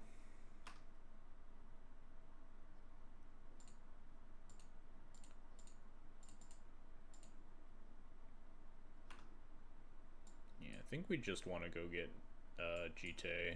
Typically these are just kind of GT games. Especially we'll feel a little bit safer playing a Voice of Victory the following turn. Spider-Woman, Stunning Savior. We haven't gotten that far yet. Although I don't know if we're going to get that far, because my opponent's presumably going to play pretty fast. How far did we get? How many cards do we have left? We still have, like, overall. We're, like, 2/3 of the way through. Pretending Poxbearers, 2 mana Doom Traveler. Would have been really sick if this was like a white-black hybrid one. We could put another Doom Traveler in the deck. Although we're pretty capped out on Doom Travelers currently. There's always the one that we're not playing. Crawling Chorus.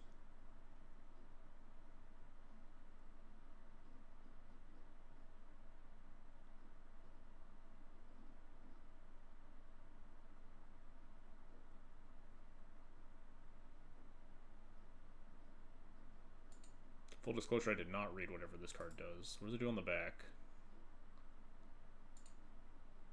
Well, that's fucking terrifying, huh?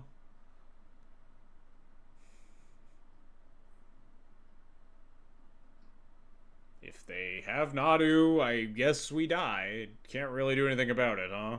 We can Witch Enchanter next turn if we don't want to go for GT, depending on what happens, but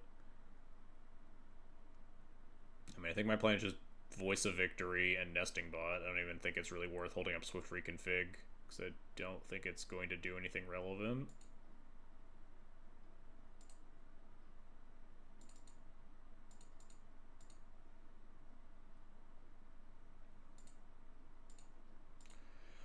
Please no kill. Please don't make me regret having switch reconfiguration in my deck. Being just like the worst fucking removal spell ever. Please no kill. Don't do it.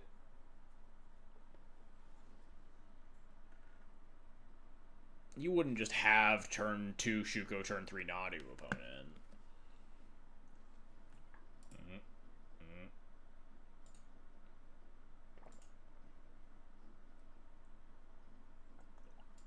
Yeah, I'm not about to play that one out.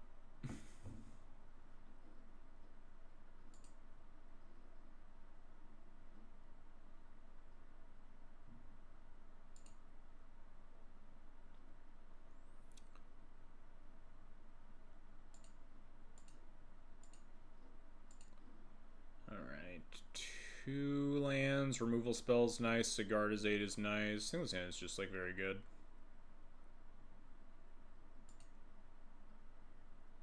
This Peter Parker deck is really good. Yeah, the Peter Parker looked so good there. It was 2 bodies for their Nadu, so they could draw like 10 cards instead of 6. The make or break difference. I feel like people that are playing Bant Nadu are just like kind of coping. I don't understand why you would ever play Bant Nadu over just like Thrasios. Just lose a color for something.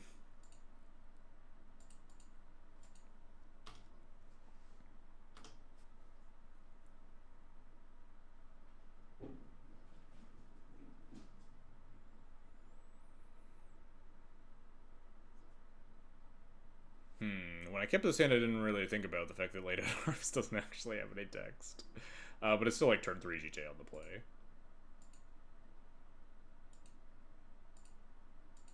If they tap out, we just like fucking slam it. If they don't, we have other options. We have like Giffer plus hold up Galadriel's Dismissal, stuff like that.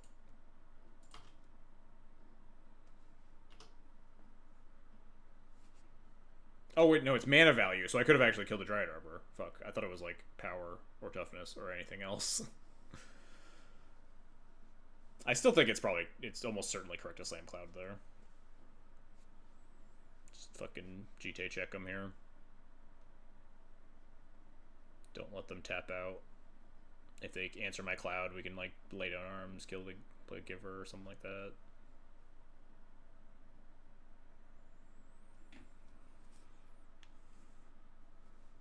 It also kills Spider Token.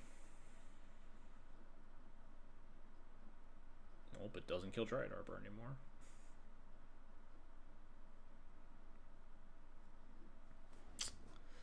Four cards in hand. I mean, I'm just gonna GTA. We can even hold up like Galadriel's Dismissal to protect Cloud potentially. Now that we've drawn another non-plains white source.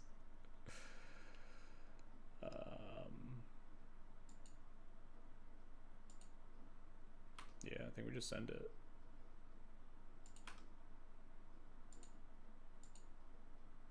Can protect Cloud with a Goncho from what?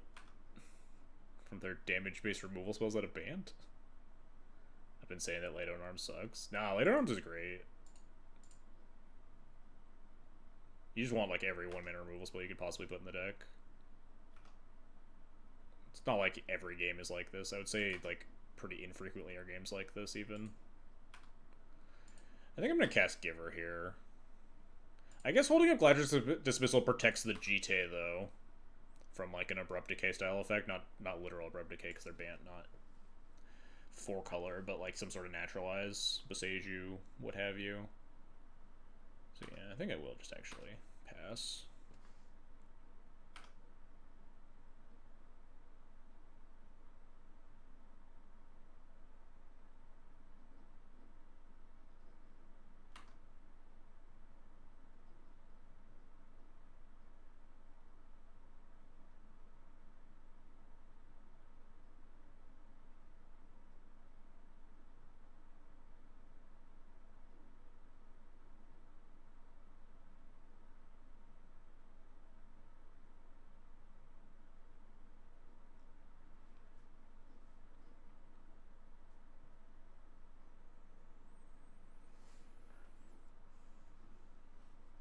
Feeling pretty comfortable with a protected GTA with 4 counters on it versus the creature combo deck.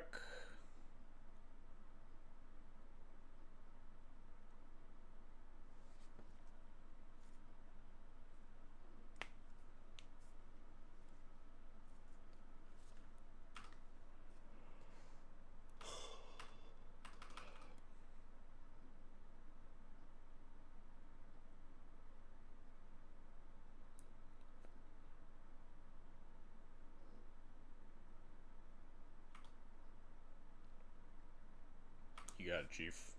Just goes and gets like Shuko or something, I assume. Formal wear, sure. Oh.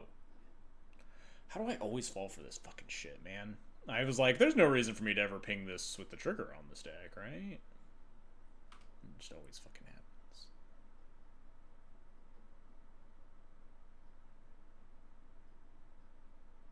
What does this even get, though? The Nadu? And they have, like, the formal wear for the Nadu?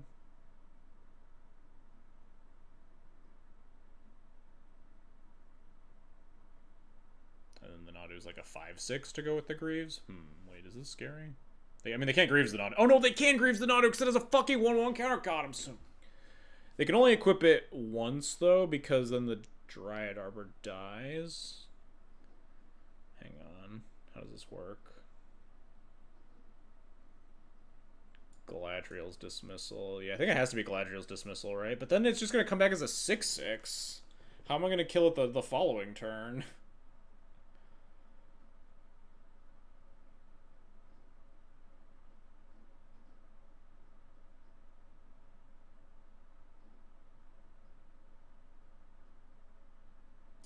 Why am I so bad at this game, man? Just ping the fucking Stoneforge. There's no reason not to.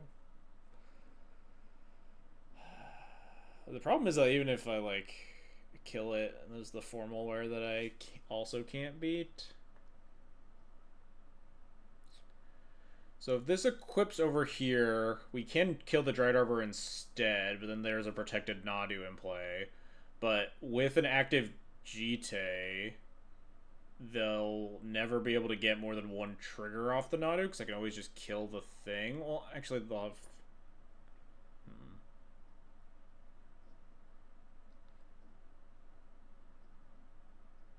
We could just try to exactly top deck the instant speed removal spell that answers Nadu, but it seems kind of loose. Is it better to leave the Greaves to Nadu in play and kill every other creature they put into play for the rest of the game? All of their creatures cantrip, but we just have like a billion GT counters? You doubt it? I just don't really see the vision of me winning this game if I just Galadriel's Dismissal this Nadu here.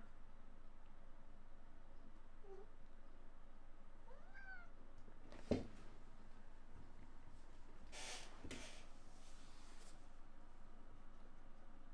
mean, notably they do draw like 3 cards here, right?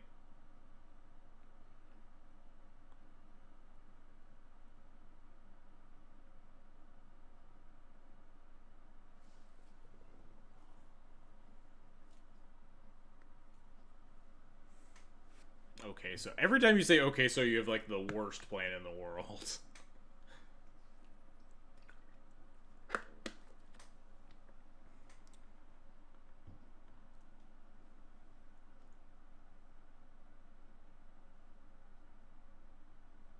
If we dismissal, we have a lot of outs, maybe another equipment. I don't know if we have a lot of outs against a 4/5 Nadu. GJ gives +8. I guess it is like almost lethal, huh? If we top deck any, like, a lot of different equipment.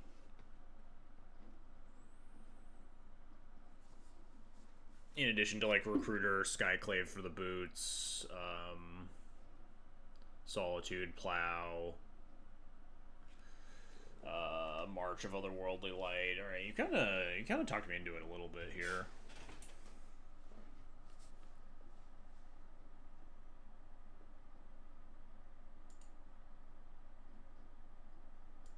don't think our options are totally limited. But also, in that vein, like, don't we also are, like, representing pretty lethal by, like, killing this and just attacking and getting more GD counters? If you phase out, don't you get 4 more GD counters, too? Yeah, but I have to spend 5 GD counters killing the Nadu, and then they can make a 3/6 Nadu. And I need 11 GD counters to kill the Nadu twice.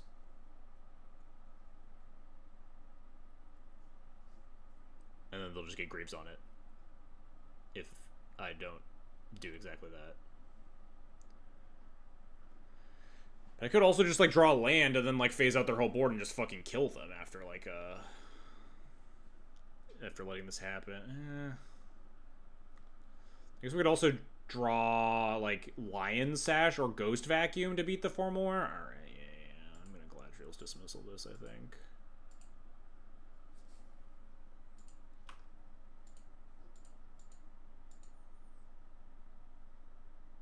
A lot of equipment here are just lethal too. Hand, sword, Anduril.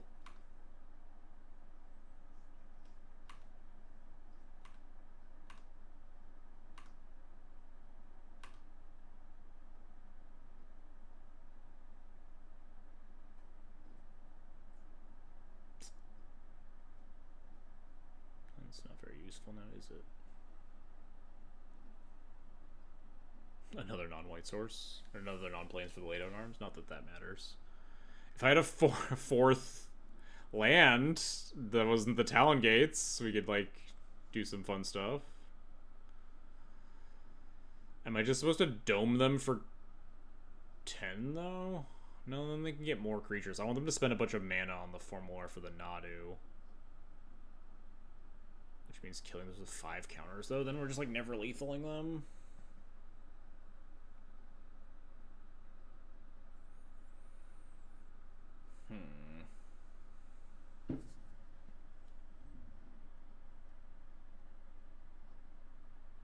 If I dome them for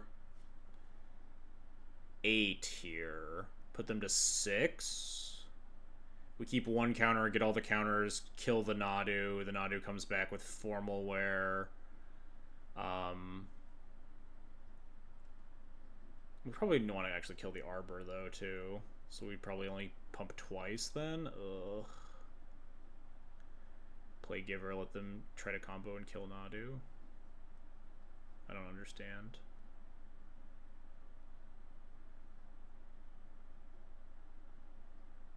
I mean, I'm gonna play Giver plus Voice of Victory here, but I don't think the... I think I might even not even play the Talon Gates this turn, because I might, like, be able to phase out a blocker. Let's see. Play Giver and Voice. I'm with you there.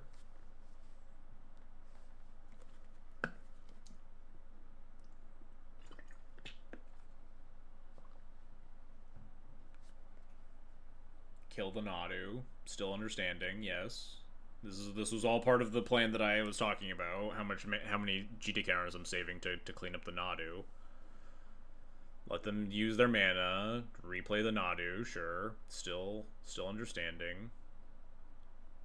Hope they miss on removal spell and, like, other color of creature. We have the Talon Gates, so maybe we'll phase out other color of creature. I don't think we need to kill him a second time. Yeah, I get that. That's what we were talking about. I was just trying to figure out how to make sure that we have lethal. If we pump 3 times, we put them to 6, but we spend all of our counters killing the Nadu, and then we don't have lethal. They're at 6 life. We have a 2/1. We have 2 plus 3. We have 5. Technically 6 with the Giver of Runes. If we top deck, like, the protection spell or whatever, or if they tap in a bad way. I was just thinking about if I want to use another counter and kill the Dryad Arbor in response to a Lightning Greaves equipped to it.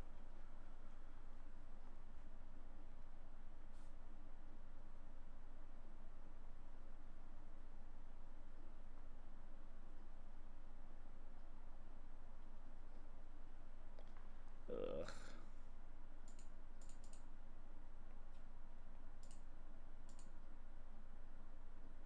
I think we just, yeah, so Pump Cloud twice was kind of the plan. I don't really think there's a good road here.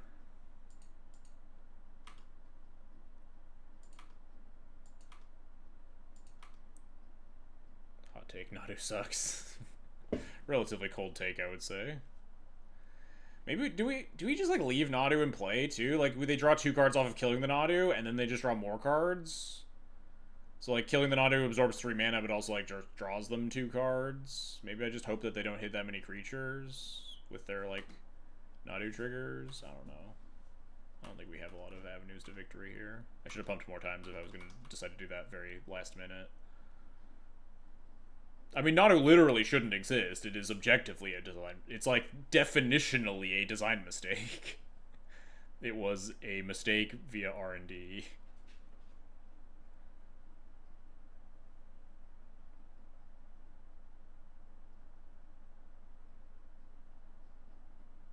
They start by equipping the Nadu, and then they equip back to the Dryad Arbor, and then we ping the Dryad Arbor.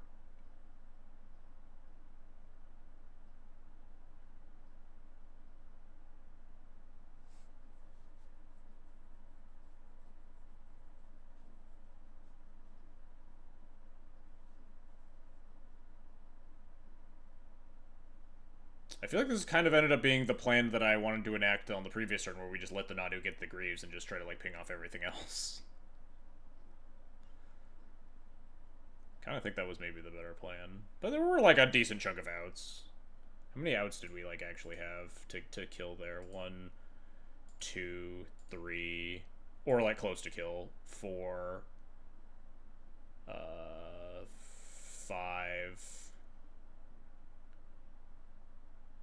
6, 7, 8.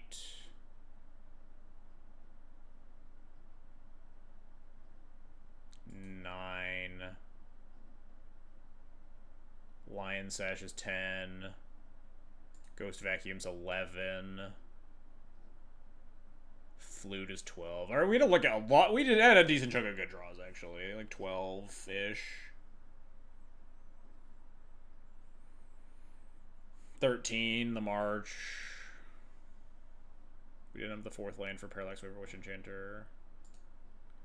15, Recruiter.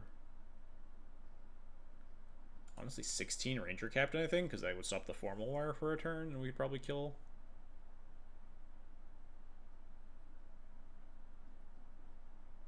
$16-ish, give or take. 17, Static Prison.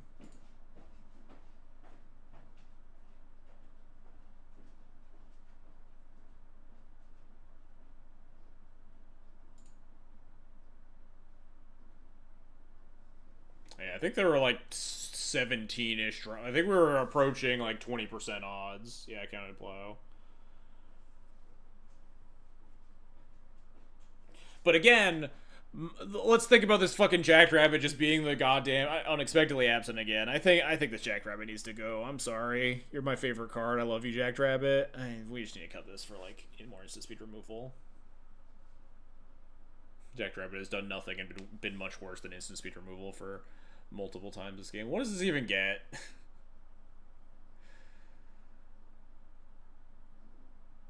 I don't even know what this does, man. Sure, fuck it. I don't care at this point.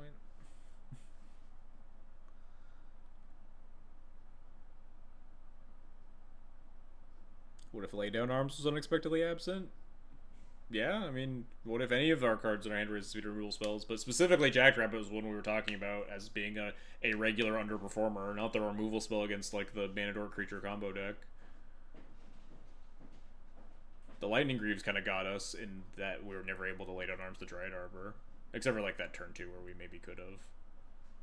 Lay down arms is just it's a good card. There's no reason why you wouldn't want to play it.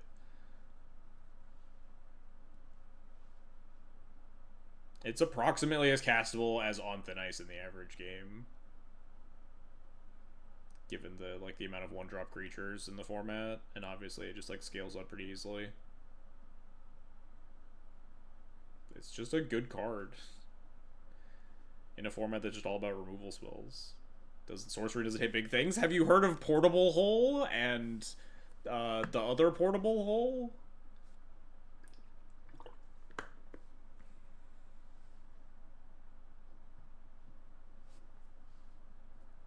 You just need a glut of removal spells in this format. Late on Arms, like, very frequently has targets against any deck that has creatures. If there's better instant speed removal that we're not playing, like, I'm all ears. We could talk about the merits of Path to Exile in this deck, or in this format in general, but I really hate Path to Exile. Path to Exile is notably at its best versus these Nadu decks, where they have, obviously, very... that's not that exciting. I probably just need to kill this, huh? Otherwise, they're just gonna get to go pretty much infinite.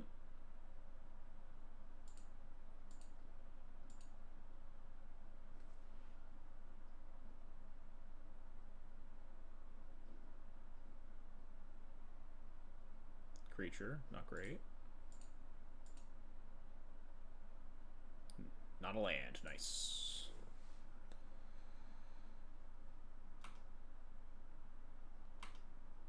Oh, I should have let one of those resolve first. Whoops, I almost fucked up really badly. Nice, more creatures. Love to see it.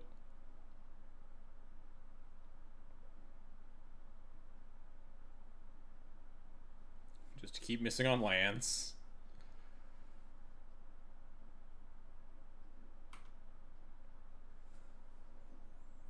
So by killing this Dryad Arbor, we do potentially deny a re-equip to the Nadu here. Let's see what this gets. So they can cast the Mystic, but then I can also just kill the Mystic. I think I'm supposed to kill this. It starts to become, like, not lethal territory. If I kill this and the Mystic, they're at 8. I guess it is still technically lethal if they end up with only the Nadu, right? I pro Nadu the Cloud, attack with voice plus 2 tokens, and we have Talon Gates to potentially phase out a second blocker. I think I'm supposed to kill it. Oust. Ouch. That's bad for me. At least it's sorcery speed. But it does mean that, like, they're probably blocking. Elvish Mystic, equip to Elvish Mystic, ping Elvish Mystic. Another land.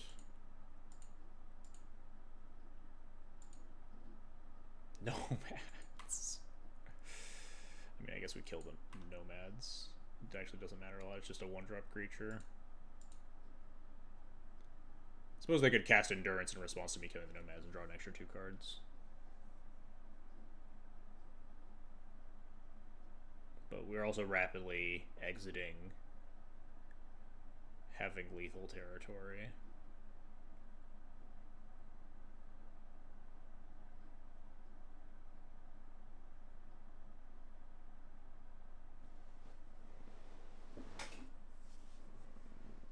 There's no reason to not let this resolve. Can't do anything about it.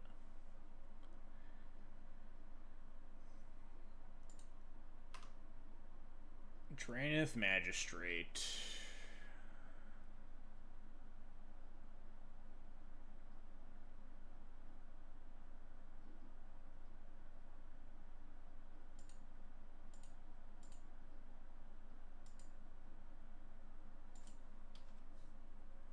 Now they can play Draenith Magistrate, and we don't have lethal. Maybe that last ping was not advisable. Might have just had to accept. Although the fetches, notably, aren't free. We are representing, like, 6-ish damage if they fetch twice.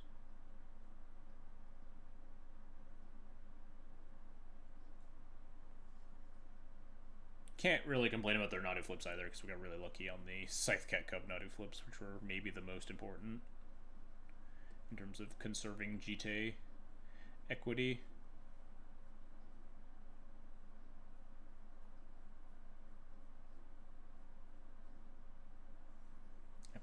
If they've played a land this turn, this turn. I don't think they have.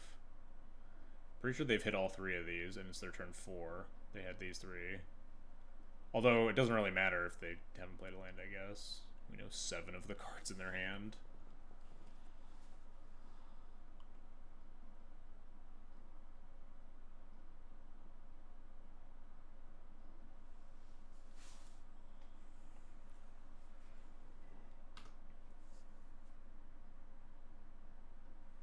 This cube draft deck's real nice.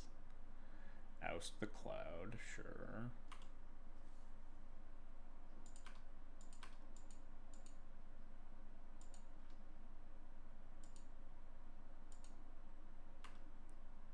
So if we draw Sword of Fire and Ice, it's lethal.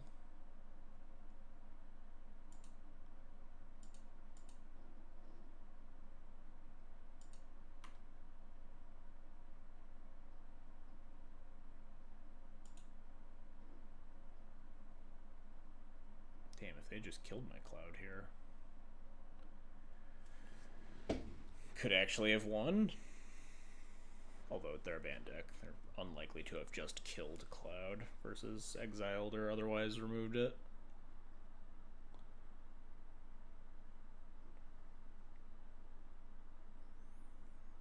Is there anything we can cycle into to not fucking die a horrible death? Not particularly. I think it might just be time to pack it up and end my suffering, huh?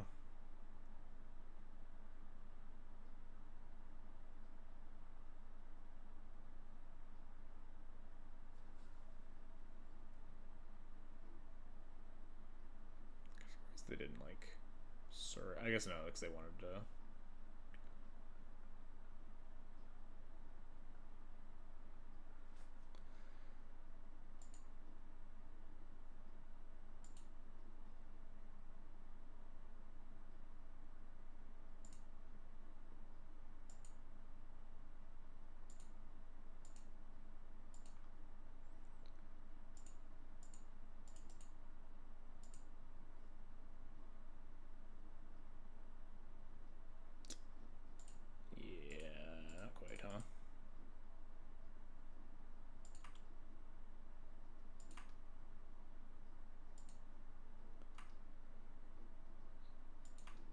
Reason to use the Giver here saves a GJ counter because I'd have to pump to 3/5 to keep my Voice of Victory alive. Yeah, it's kind of whatever.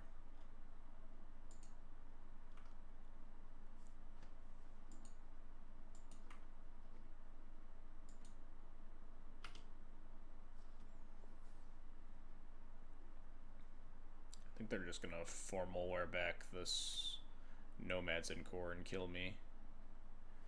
Also, we drew the 4th non-planes for the way down arms. Look, maybe with their, like, 40 mana and a bunch of creatures in hand and formal or nomads, they won't hit anything. And we'll find the lethal. I don't even think I'm allowed to have the lethal. I think I need to, like, triple ping the nomads after they formal wear back.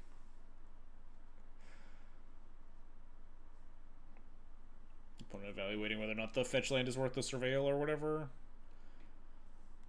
I probably should have just conceded for sleep equity, honestly. But I'm a big fan of snap conceding to, like, Nadu combos when they happen.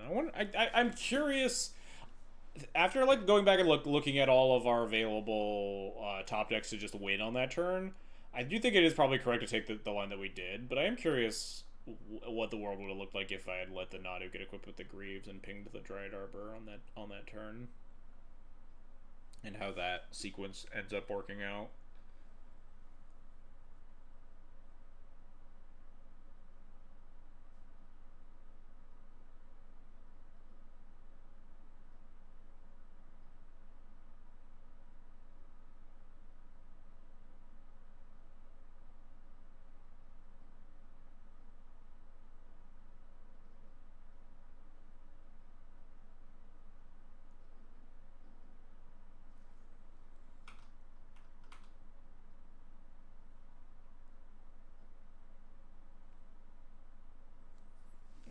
Easily outmuscled the GTA without the double counters.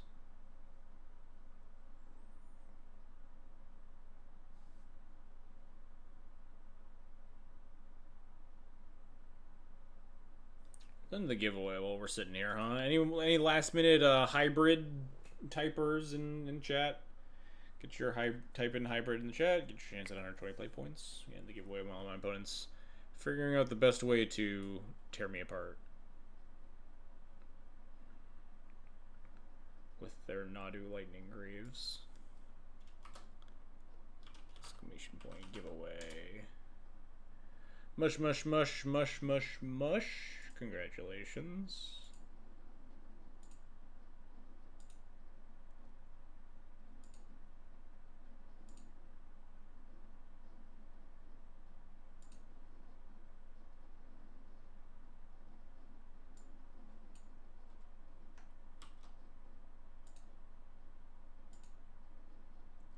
Mush, where you at? God, I gotta scroll so far back. Oh, there it is. Do you think they've mushed enough? Good question.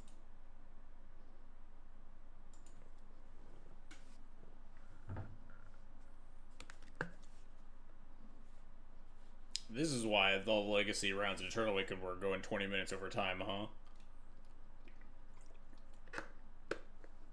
I guess I can't complain too much because I tanked a bunch trying to navigate my way through the Nadu turn. But it's genuinely like not always the Nadu player's fault. It's just kind of the effect that Nadu has on the game in like the non-deterministic wins. Okay, this is Extraction Specialist into Nomads into... Oh, you just gave back Cub, sure. I feel like if you just got Nomads instead, it would have worked a lot better, but sure.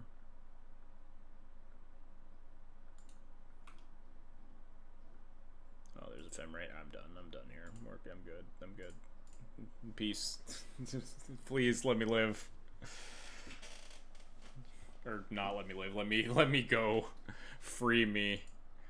Alright, so let's make our snap decision of cutting our beloved Jackrabbit. As much as I love you, Jackrabbit is a very consistent underperformer on the stream. I'm not sad to let him go. Oh, I'm a little sad.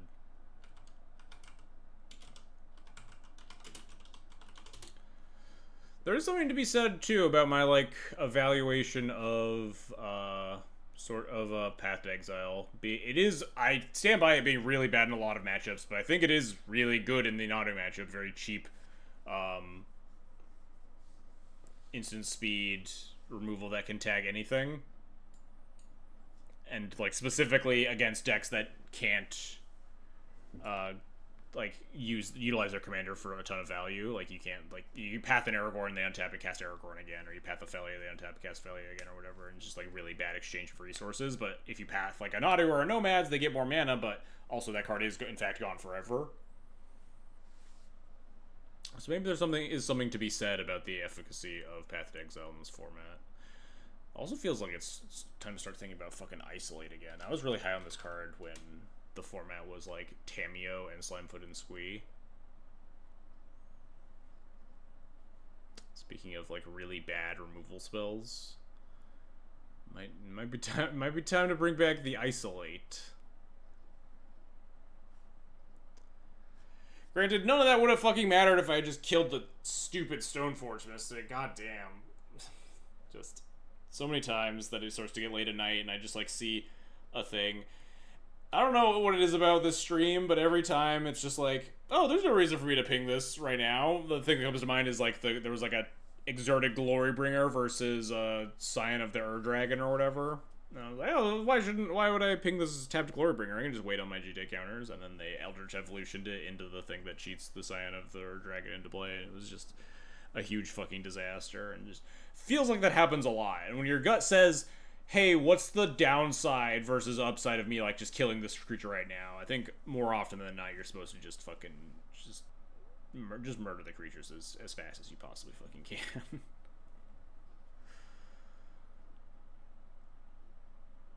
But like this card's really good against the Mana Dork decks, good in like the Cloud Mirror, decent against Felia, not very good versus Aragorn. Lier, or it's okay, not great versus Azusa, but it does like tag some of the really good one drops, like Exploration, Burgeoning, or the Utopia Sprawls, Wild Growths. But it's obviously just very, very situational. But this format is also just extremely centralized around one drops. So this is like a world where I would see this. It's maybe time to like just dig through the old white removal vault and figure out what we could play. But I think I'm expecting the Absence a good start. Anyway, it's late. I should stop rambling and ship you all off somewhere else. Let's take a quick peek at who's online. Is it Harain? It's always Harain. Is he not? Where is he? Oh, nope, there he is. Just didn't show up immediately in the stream preview. Alright, thanks everyone for watching. Hope you had a good time. I'll be back next week. Like I said at the start of the video, let me know. Either just like DM me, shoot me a message on Discord, shoot me a message in like one of the main Discord, like Duel Commander Discord channels, whatever, or comment on this YouTube video later. If you're keen on seeing all the the other content that I've been doing, the Lier, Azusa, Asmo, stuff like that, because I am slowly getting in more donation deck lists, so I might try to make it a more recurring thing. I don't know how much people want it spaced out versus cloud content, if it's like an every other week or every third week sort of thing. So please give me your feedback. Would love to hear about what you're interested in seeing in the future and kind of help me shape the channel in terms of Duel Commander content. Anyway, I'll be back next week. Like, maybe Cloud, maybe we'll take a look at that the Rog Storm deck. It's possible. It's maybe worth doing a kind of deep dive into rebuilding Cloud a little bit, moving a couple of cards around, making a V1.5, retooling the deck for a new meta. Maybe not new meta, but kind of updated. Anyway, food for thought. Catch y'all next week.